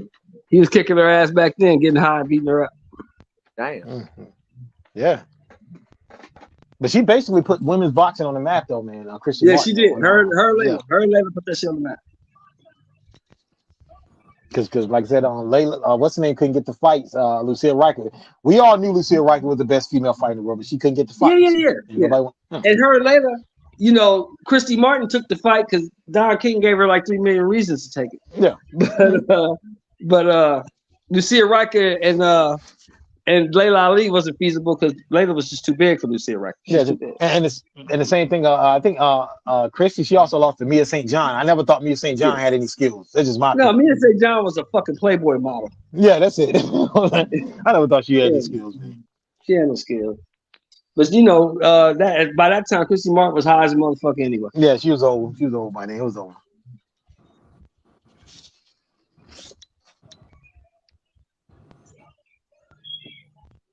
That's why I was kind of pissed off when I understood. Now, don't get me wrong. Now, I understood why Clarissa was doing what she was doing because she was trying to get some buzz and get her name out there. Yeah, but right now, I mean, why are you Layla calling can't. this broad out? You know this chick is worth a whole lot of money. She got TV shows, seasonings, businesses. And She's not she's in her fucking with you. mid-40s, man. Layla's Yeah, like she's not 45, fucking with man. you, girl. I mean, come on, man. She can't beat you right now. We know that. It's And like she's not gonna. 45. Yeah. Plus, she got to cut down. Layla walking around now about 200. Yeah, Layla's big now, man. She carries Yeah, weight, but Layla she's ain't still cutting pretty. down to no goddamn Yeah. 160 no more. She ain't doing that I shit. don't think she can't get that low. You can't get that small anyway. And you can't eat enough, Clarissa, to get up to 175. Mm-hmm. You ain't big enough. But I still think Clarissa's. I think she dog walks Marsha. I think she beats her bad. Yeah, I think she's just too fast for Marshall. Marshall can box, and Marshall got power, but Marshall is the female Joe Joyce. She's just slow as molasses. She's slow and she's too flat-footed. I mean, yeah, if Clarissa stays in her chest, she's gonna beat her up. And I think she might stop her. I personally think she might stop her. Well, I don't know because Clarissa smothers her work. She's the female Sean Porter. She smothers all her work. I'm not saying Clarissa has the power to stop. I think she just might overwhelm her. She might stop her from exhaustion. I think she has the power to stop anybody. She just don't have the technique down to deliver those punches. Yeah, she smothers her work, Santo. She throws so many punches that she smothers her shit. Yeah, that's what I'm saying. She's looking style of boxing with high volume, accumulated amount of punches. That's what she's accustomed to getting the job done. But and I don't think your girl's gonna be able to catch her right enough to put her out. I think this fight going a distance, and Clarissa's going to win easily. Yeah. Savannah Marshall has a puncher's chance. That's it. And you know what we say. You know what we say about puncher's chance. If that's all you got, you ain't got much. That's all you got. You ain't got much.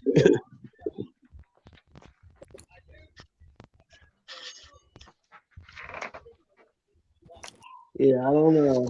But I do like the fact that a lot of women. I think that fight gonna be packed. I think that arena gonna be packed out. Oh, it's gonna be packed, man. Yeah, I know it's gonna be packed. Yeah. And I like the fact that three of the biggest fights in female boxing history has been made this year. That's crazy. Yep, Serrano Taylor. Yeah. Clarissa Marshall and Baumgartner. Mayer. I got Mayer winning that fight though, by decision. I got Mayer winning the fight by decision. And I like both of them. I like Baumgartner more, but I got Mayer winning by decision. That's my baby mama. I love Baumgartner. She fine as hell. Yeah, but she's fine. That Michaela Mayer bitch is a mean little bitch. Yeah, man. You know she was a juvenile delinquent. You seen the little mini doc. You seen the documentary. Man. Juvenile delinquent. She hurt. If she get that broad hurt, she gonna finish. Now Baumgartner got the power edge. She got the power edge, but I don't think Baumgartner had the technique to fuck with Mayer. I think Mayer's technique and Mayer's too long. Mm-hmm. Yeah, she got some advantages. And Mayer got a mean streak. She's a mean little motherfucker. Mm-hmm. I know Baumgartner talk a lot of shit, but I ain't seen that real dog come out yet. You know. Mm-hmm. I seen Michaela Mayer in tough ass fights, and I'm actually looking more to that fight than I am Marshall Shields. That's the fight I really want to see the most. Yeah, because you already know the outcome of Marshall Shields. That's why. I know the outcome. So that's a fight I'm looking forward to, man. I mean, I got partners in the UK, and I tell them all the time, y'all can pump it up all y'all want. That bitch ain't got a chance in hell. The same thing happened with Christina Hammer. Everybody thought Christina Hammer was gonna be. I'm like, come on, man. Hammer's not gonna fight. She gonna beat the shit out there, bro. Who y'all got in the Shields Marshall fight? That we talking about, yeah. Clarissa by destruction. Yeah, she's gonna beat her up bad. Clarissa by destruction. Yeah. Y'all got Michaela against Baumgartner. I got Michaela. I got Mayer by decision. That's what I'm calling. Yeah, if Baumgartner don't knock her out, Santos, she ain't gonna win. I was about to ask, has Michaela been hit? Yeah. I mean, hit to the point where, it looked like she might have been going out. No, she been hit hard, though. She been popped on that big-ass nose of hers. Okay. And that bitch kept coming forward. She's a come-forward fighter with a little bit of boxing technique. And she long. And she got a mean streak. Yeah, she been holding that fight for a minute. I know that. Hey, but do you know, Shelp, you know my favorite female boxing match of all time, though? And Wolf and that tall broad. Nah, Esparza and Estrada. That fight was on the Canelo undercard. Oh yeah. You What see was it? Estrada? Canelo. Yeah, what was it? Canelo Kovalev. Man, that was a good fight, man. But the headbutts, man, the headbutts the reason why I got stopped, man, because Esparza was cut open. But I think in a rematch, I think Estrada. I like both of them. Yeah, I like Estrada. I like Estrada, man. I like both of them, man. But those headbutts was really getting to Esparza. But I think Esparza would have lost anyway, even without the headbutts. Yeah, Esparza would have lost anyway. She was old. Yeah. Mm-hmm.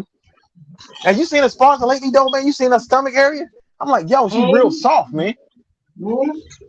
She's real soft around the stomach, man. It's like she needs to hire a nutritionist or something, man. You know she just won the title, right? Marlene Esparza. Yeah, I know, yeah. Because she's WBA and WBC titles. Mm-hmm.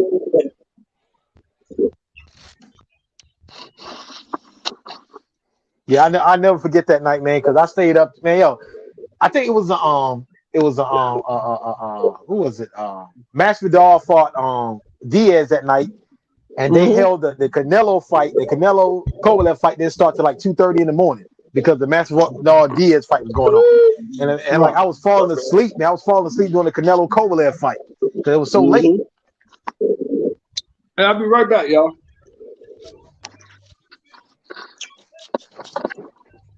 What up, all? What's up, man? Oh, I'm positive. Yeah, I'm all purpose today. I do that every time, though, bro. My bad. Yeah, man. My bad. It's all right, man. Yeah. What's up? Listen, I mean, this brother, no disrespect. It just slipped out like that. That's fine, man. Yeah, your all purpose is that's a cleaning solution. Right. You know the crazy thing about it? I say I'm more comfortable. But when You're breaking up a little bit. You're breaking up. Folks, understand I'm not trying to mess around over this brother. He's a good brother. Oh no, I know, man. I ain't got no problem with you, Santos. You know we cool. Yeah. Yeah, I gotta run down to Walmart, man, and try to see if I can find something. Get back to the house, man. I thought I was gonna be nibbling on some nipples, but nope. Side nigga. Look at you, Santos. I heard you, man. Yeah, man. I like my new job. Being coming from the side. I like that. Hey, Santos, Santos, I was in your position last night, man. Because normally when I get a little bored during the day, like before the fights, I went by the Publix see if I can find something. I like to go to Publix to holler at the single women. It wasn't nothing in there, man. I was kind of disappointed. That's a good spot. Publix it's a very good spot. There was some fine women in there, man. It wasn't nothing up in there last night, man. I'm gonna tell you something, man. You hang out over at the deli area, man. They all come through there. Women like to eat, man. They like to eat, man. They like the deli area in Publix. And there's this one Publix, man. When I was living in the hotels, right? There's this one Publix in Nashville in a certain section. Man, I used to love when I get a hotel on that area because, man, I go to that Publix. Man, them women, oh my God, man, all types. Man, I was like, man, I don't even want to go back to my room. I just want to hang out here like I'm shopping. Looking at females, you know what I'm saying? The two places to find a woman you want. Two places to find a woman you want is the grocery store and church. No, man. Yeah. I know about you. There's some freaky ones in church. I know that. Man. Trust me, I know. That comment with somebody a few days ago. Yep, that's the place you go. You want to get some good quality. I'm not gonna say it on live, but you want to get some good quality. You go to the grocery store, you go to church. You'll find it. Hey, right there. Man, I just know, man. I used to work, man. I stopped working there, and And then the word got out, got to on the holler at me. Because I think she was kicking with some other dude when we were working together. So I went back by, this has been many, many years ago. I went back by there to holler at her, man. And in the process, I found out she was a PK. And man, I found out before that she was a PK. But then the way she come at me, man, she scared me. I didn't get the cat. I nutted up, man. I nutted up. I ain't She was gonna too lie. aggressive, though. She was way too aggressive.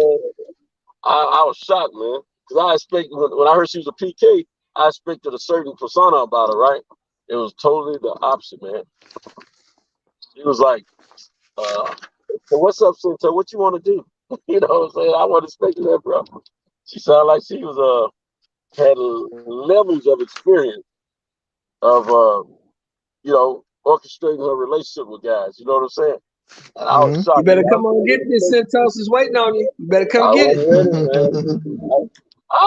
I'm not ready. I'm not ready. But yeah, she tripped me out, man. I had this one girl. I used to be, she wasn't a PK, but she was, one of we were church members at the same church. We used to like each other when we were young, man. I wanted to get up when we became adults, man, but we never could line up our availability schedules. Never did line up, And I mean, she blossomed real nicely too. Yeah, I left the church for a minute, man. Was doing my own thing, running around, whatnot, Then when I, get a little bit older, became an adult, I went back to church, man. And she was so happy to see me. When she saw me, though, I was with my sons, but I had already started having babies by the time I went back. And she saw me with my son's mother. And she was still trying to get at me, trying to say a word to me. So I saw her coming out to me, right? So I had to stop. And I introduced my son's mother to her, and vice versa, and gave her a hug, real quick. And I said, yes, my son's mother, blah, blah, blah.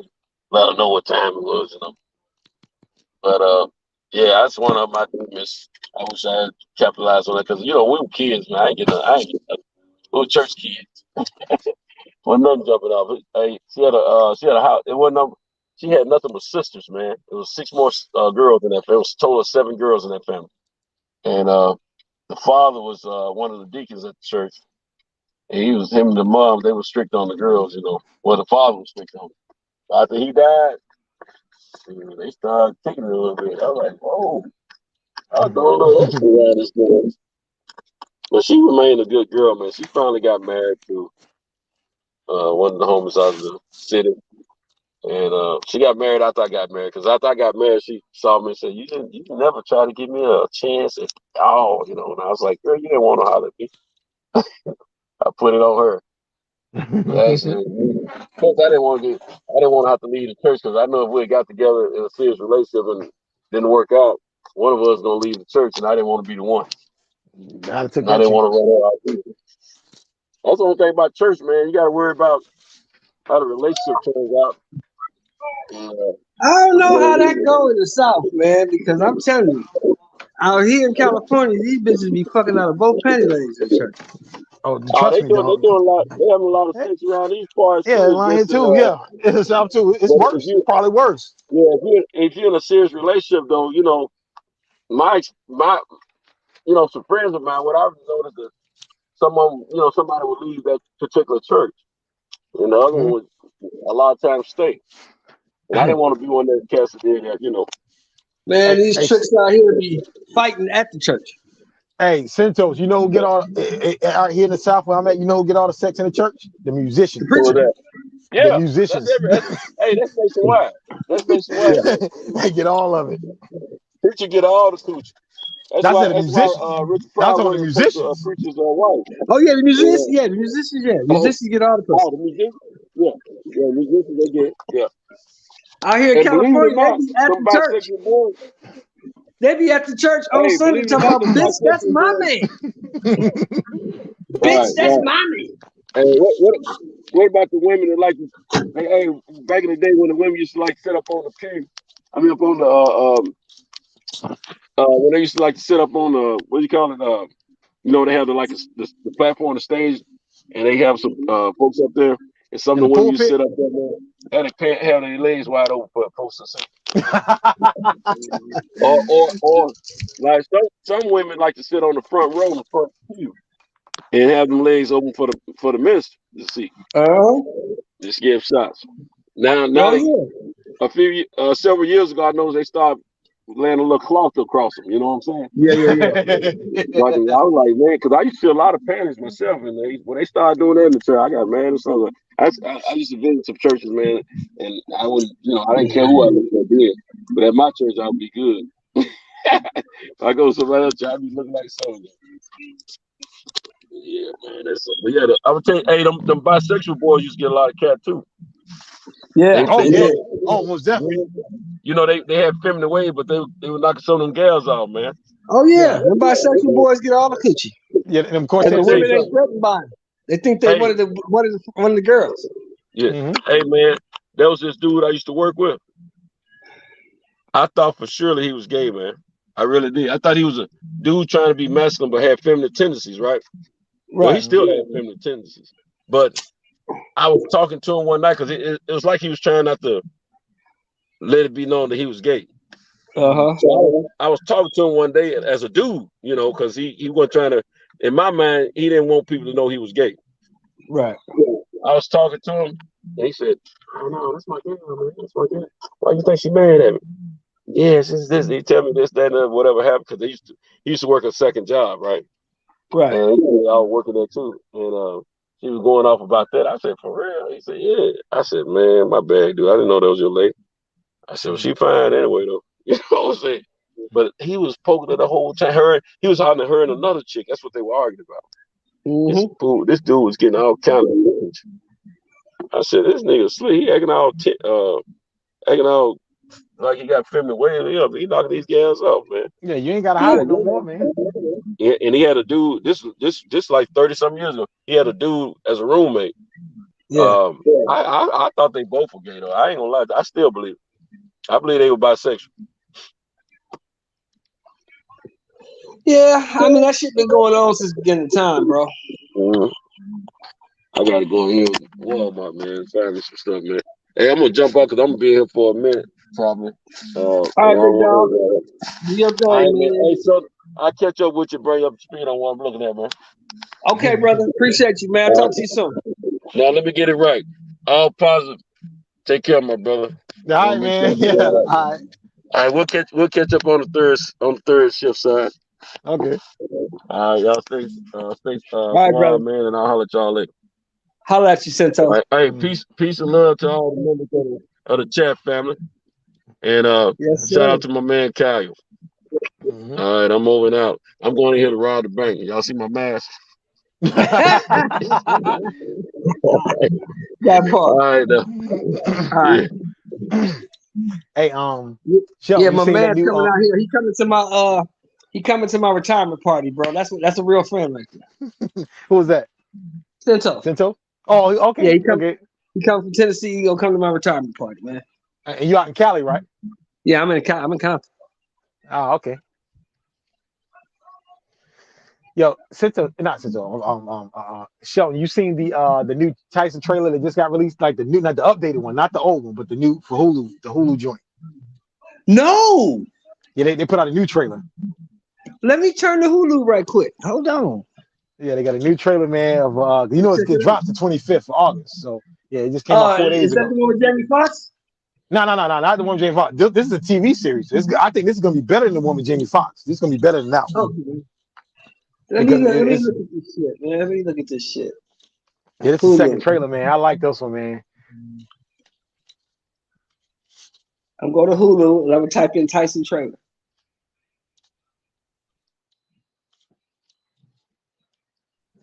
So it's gonna be like a series, right? Kind of like they did the Wu-Tang. Yeah, the Wu-Tang joint and Aretha Franklin. I like the Aretha Franklin series better than I like the movie. I didn't like the movie. Yeah, I like the Aretha Franklin. I didn't know Aretha Franklin was getting it in like that. Boy, she was man, because I read a book. Ray Charles and Johnny Taylor, they said when they was on the chitlin circuit with the gospel singers, they said the gospel singers were worse than them as far as sex. Yeah, they said it was worse than them. Yeah, Aretha was getting it in. Aretha had 2 kids by the age of 15, man. Yeah, Aretha was fucking And Rita was fine too. Yeah. Yeah. Rita punk ass was fine as a motherfucker. That's the cold part.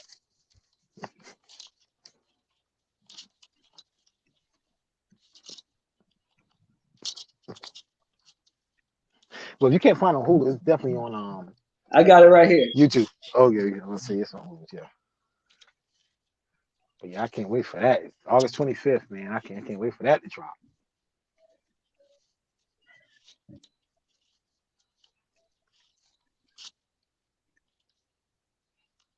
Let me see what it say. It says,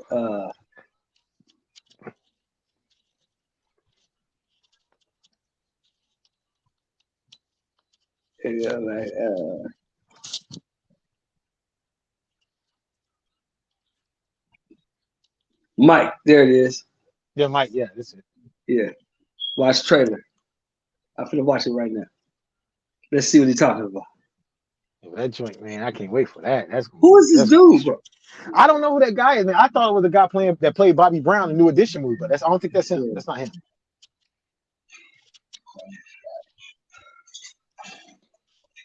They got Harvey Keitel's playing Customato.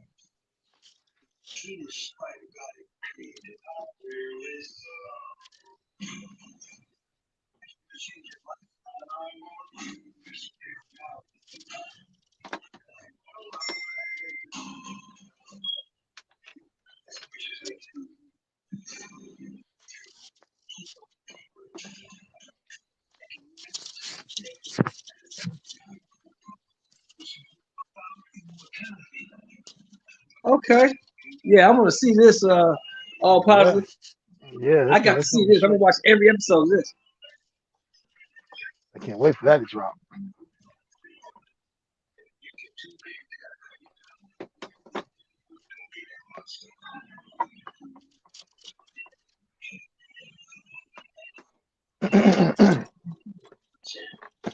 I always thought that they should do series when you're telling the story of a legend more so than a 2-hour movie, because you can't jam pack a person's life in 2 hours.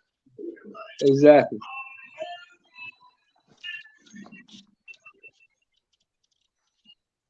I can't wait. Oh, I can't wait for this one, man.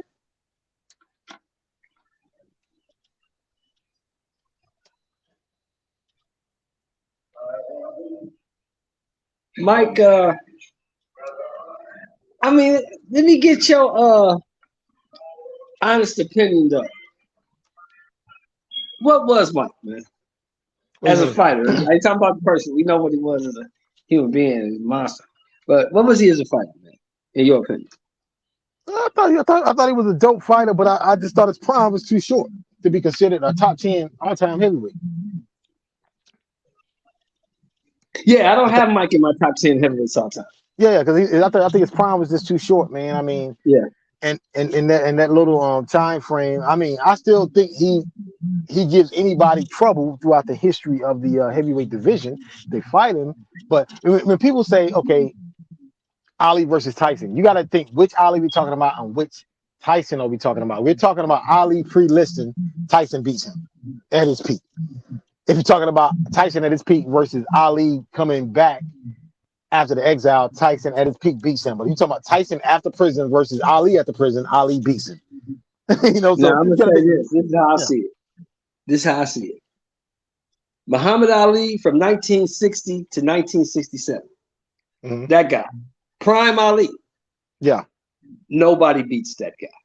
Too fast, too slick, too much game. He got too many variations, too many tools in his bag. You can't beat that. And everybody keeps bringing up that Tyson Fury's like 270 pounds, whatever. I'm like, yo, that doesn't Doesn't mean anything matter. because it doesn't matter because Joe Lewis beat big guys like that too. He beat big Primo guys. Joe Lewis like, Canaro was yeah, 280, yeah. and Joe And, Lewis was 192 pounds.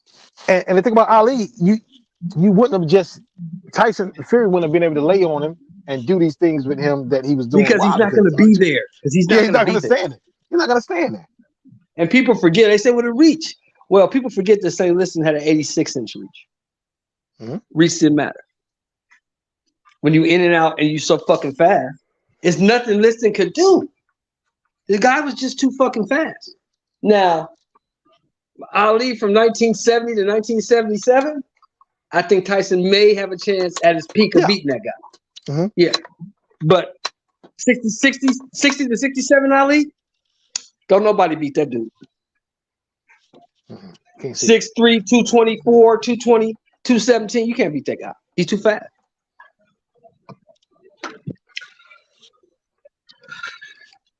I mean, He's if you too look fast. at the fight, look at the combination he put on Brian London, how fast that was.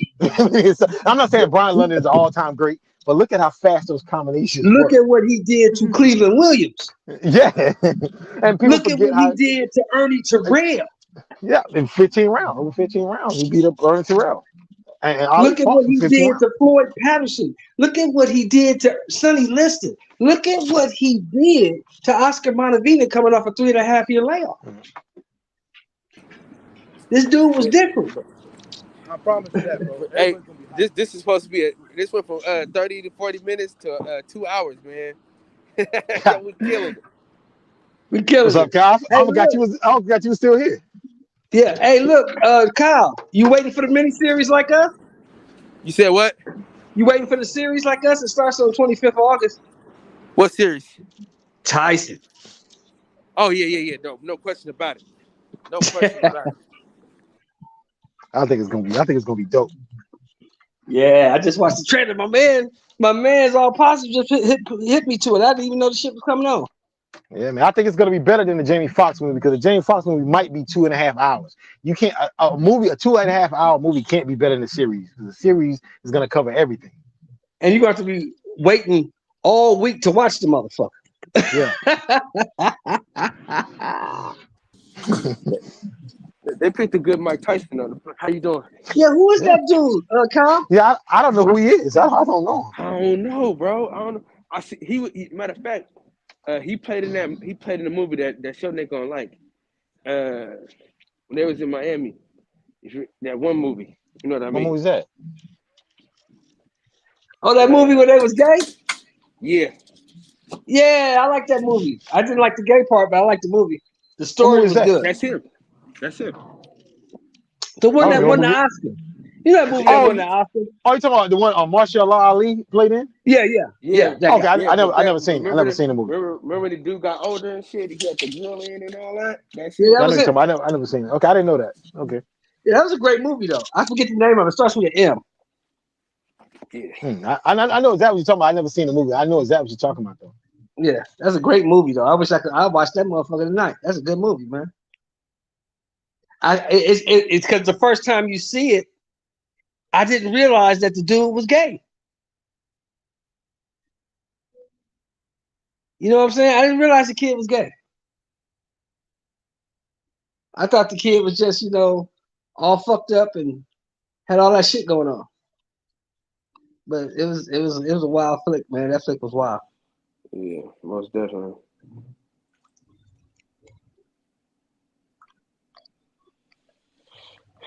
Man, dude, I really wish, man, damn, man. I wish I would have known that your wife's gonna throw you that birthday party, boy. I'd have never even. We'd have had to try to maneuver some shit around or something, man. Yeah, I appreciate, man, Santos, man. He say coming out here. That's a true buddy, man. That's a true friend, man. There you gonna come. That's cool. The motherfucker take the time out of his life to come to my little retirement party. I appreciate that. So it's a birthday party or birthday retirement put together same day. My birthday is just on the 13th. So we're gonna have a retirement party and my birthday party at the same time. So you're not working with your partner no more? That's over with? Yeah, that's under the table. I'm retired, bro. Yeah. All that money is cash. I get that cash every Friday. You can't get no better than that. No. Allegedly, you get paid cash. Allegedly.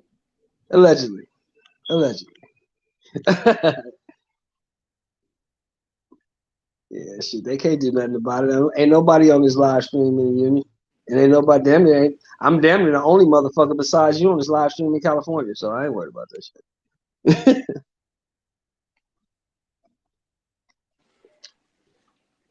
Man.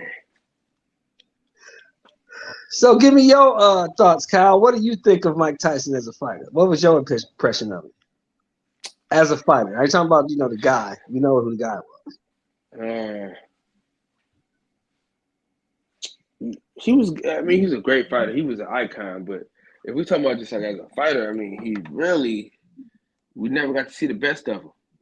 Right. So you really can't even judge the man for real, because like on some real shit, like a lot of people always say, well, who did he beat? Who did he beat? We can say the same thing about Mike Tyson, like who did he beat for real? I think one of Mike Tyson's best wins that is overlooked is the Ruddock wins, the Razor Ruddock wins, because Ruddock was a top contender at the time. Yeah, Ruddock was a top contender, man. Ruddock was no walk in the park, man. And Tyson beat him up for 19 rounds. Yeah. Razor Ruddock was a monster. Yeah. He was a beast. And Razor Ruddock was on the edge of becoming a household name, because I remember Razor Ruddock was on Saturday Night Live. That's how popular Razor Ruddock was. He was on Razor Ruddock. Exactly. Yeah, he was on an episode of Saturday Night Live. And so he was on the edge of becoming a household name. Right. Yeah, Razor Ruddock was a bad motherfucker, man. All right, so that's okay. Is he a Hall of Famer? Razor Ruddock? No. No, not Razor Ruddock. No. Never won the title. All right, so what I'm saying is, if we just keeping it a buck, though, if we just keeping it real, the major fights that he was supposed to, that they had him to win, he wasn't at his best. He wasn't the best Mike Tyson, and I just think, the same way that we follow him is the same way we follow Adrian Broner. I think it's more the mystique than it is the skills. You know what I'm saying? Because at a certain point, he really wasn't hitting on nothing for real. Well, think about Broner, man. I think Broner was a good fighter, but it's something Maidana took that man's heart. He ain't been the same since that Maidana fight, And I was never a Broner fan, but I acknowledge his skills. He has skills, but Adrian Broner's getting into the Hall of Fame. He's a 4-division champ. He's getting, even though there's so many times, they gotta let him in. Yeah, man. Adrian Broner, man, if he could have been stayed focused, it would have been so dope. Yeah, but like I said, his fight coming up, I'm not expecting much out of Adrian Broner, because what's gonna happen, he's gonna go in there, not let his hands go. And if he loses a decision, he's going to complain about a bad decision because he didn't let his hands go. I'm not falling for that AB stuff anymore. I'm not falling for it. Well, see, here's the thing with Mike Tyson, right? Mike Tyson was, what's the word I'm looking for? He was a phenomenon. He was a young kid who was knocking everybody out. But see, they didn't understand that the mastermind of all that before he passed was Customato. Customato had been in boxing for how long? About 60 years by that time? And Customato knew how to bring up a prospect, how to get him buzz. You keep him active, you keep him fighting, you keep people talking about it, and you keep putting him in there with bums he can knock out. Exactly. And he did the same thing with Patterson and Torres. Yeah, but same thing. But let's keep it real, though. This is what I'm going to say, though. If Customato doesn't die, Mike Tyson doesn't walk the race. Customato doesn't die, Mike Tyson is one of the greatest heavyweights of all time. Exactly. I agree with that fully. Probably because he beat fighter of all time. He was focused. Because see, Customato told Kevin Rooney and what's his name, Caton and Jacobs, he told them all. Yeah. This guy's a fucking animal. You can't let him outside. You keep him in the gym and you keep him fighting. Because you let him around normal people, he's gonna fuck up because he's different. Customato actually knew who Mike really was. He knew he was a killer. He knew who he really was. and them other motherfuckers didn't. And once Cuss died, Mike had no control. No control. Mike did what he and, did. and then that was the only guy that really loved him too, though. Right. That's the only guy he would listen to. He wouldn't listen to wrestling. I mean, even after Cuss died, he somewhat listened. Well, Jacobs had a little bit of control, and then he died. It was definitely over. It was definitely over. Yeah. He respected Jacobs because Cuss respected Jacobs. Yeah. But he didn't respect Caton. He didn't respect Caton. He didn't like him. He didn't like him. But once he left, even Holyfield. Yeah. Because Bill Caton was kind of a tough guy. Bill Caton was no nonsense, and Bill Caton knew who he was and told Mike who he was. Like, Mike, you ain't shit. You a thug. And so Mike didn't like him. And the thing about about that, even Holyfield said it. As long as you really, Holyfield said, he said the people in his camp was asking him, "You really want to fight this guy?" And he's like, Holyfield was. He said he was kind of skeptic. Holyfield told Mike this. He's like, but once Mike left Kevin Rooney and he stopped doing the bobbing and weaving, everything became 1-2, 1-2. So Holyfield said, "Now I know I can beat this guy." This is what Holyfield said. He said that. But see, Holyfield, people forgot that Holyfield had 40-minute amateurs. So Holyfield knew how good Mike was. But the difference between Holyfield and this is just my opinion now. The difference between Holyfield and them other dudes was Holyfield wasn't scared of Mike. No, he wasn't. He wasn't scared of him. Everybody else was scared of Mike. But listen up. That's after he already seen Mike fall. No. You're not understanding. No, you're not understanding where Holyfield comes from. Where Holyfield comes from, he wasn't scared of no Mike Tyson. Yeah. He wasn't scared of no goddamn body. And Holyfield was actually scheduled to fight him. He was ringside for Buster Douglas. He was gonna fight Tyson after he beat Douglas. That was a tune-up fight. But Tyson went to jail. No, he was gonna fight him after he beat Douglas. But he lost to Douglas. That was gonna be the next fight against. And they still had that fight signed up. Remember when he was? Yeah, they said they did a press conference, everything. They did a press conference and everything. But Mike went to jail. Yeah, they had a press conference and everything. He was signed up, but then he went to jail. Yeah. Yeah, because Kyle, you was old enough to remember this. I know you know all positive. Michael Spinks was beat 2 weeks before that fight. You said what? Michael Spinks was already beat 2 weeks before. Yeah. The fight was over. Because around the time I was like 10 or 11, the summer of '88. As a matter of fact, I remember when the fight happened. It was a Monday night. It was a Monday night. Yeah, he was scared. That nigga was scared. And all the rest of them niggas were scared. They were scared. They was afraid.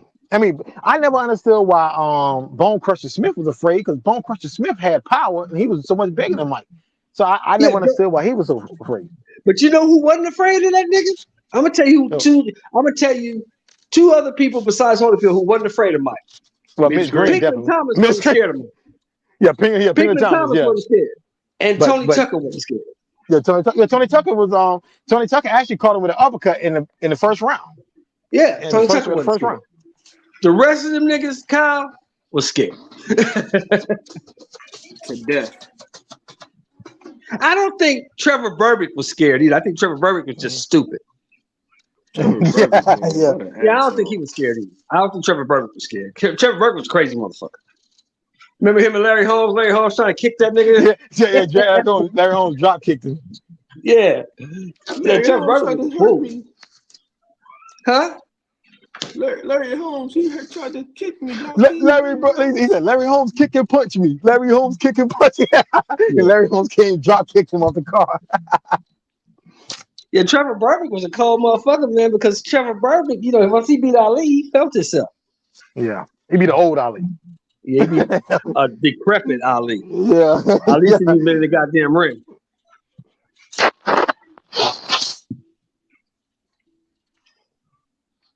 But yeah, that's the difference, Kyle. Holyfield wasn't scared of that dude at all.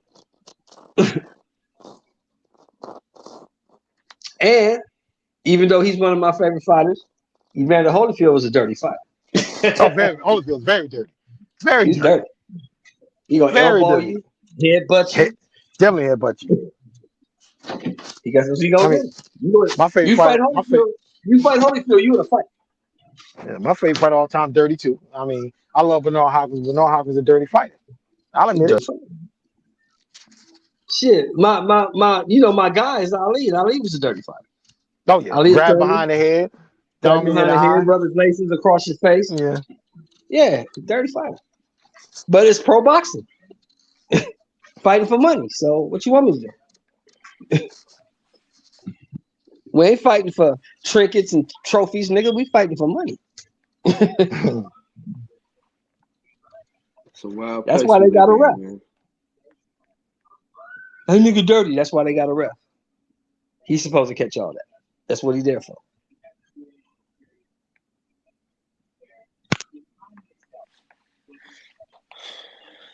Man.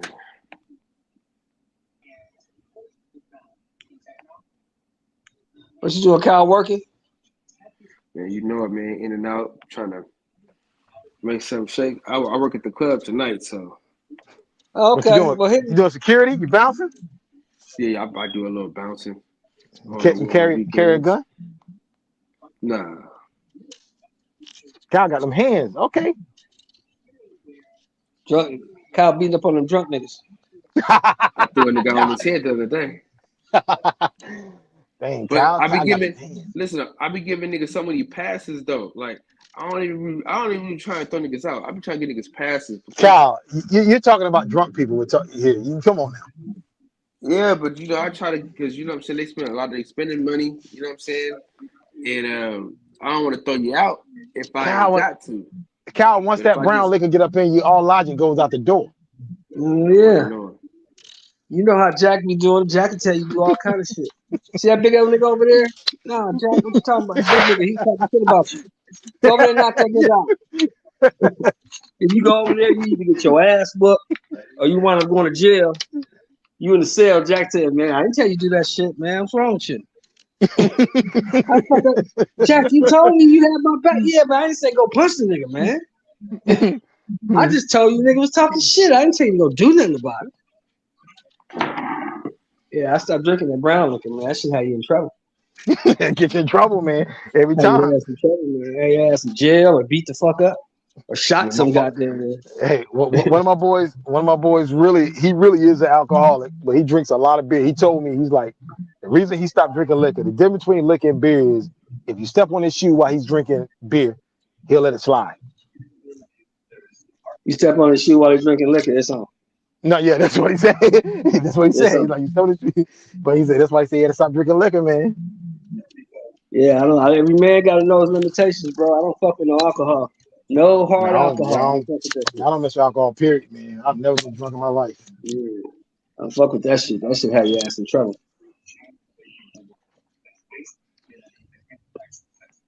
Go on to work, Kyle. We're gonna jump off this live, man. I'm finna watch this shit. Yeah, man. Yeah, I'm about to jump into this schoolwork, man. For sure, yeah, for get sure. it Listen, going, man. Get that education, brother.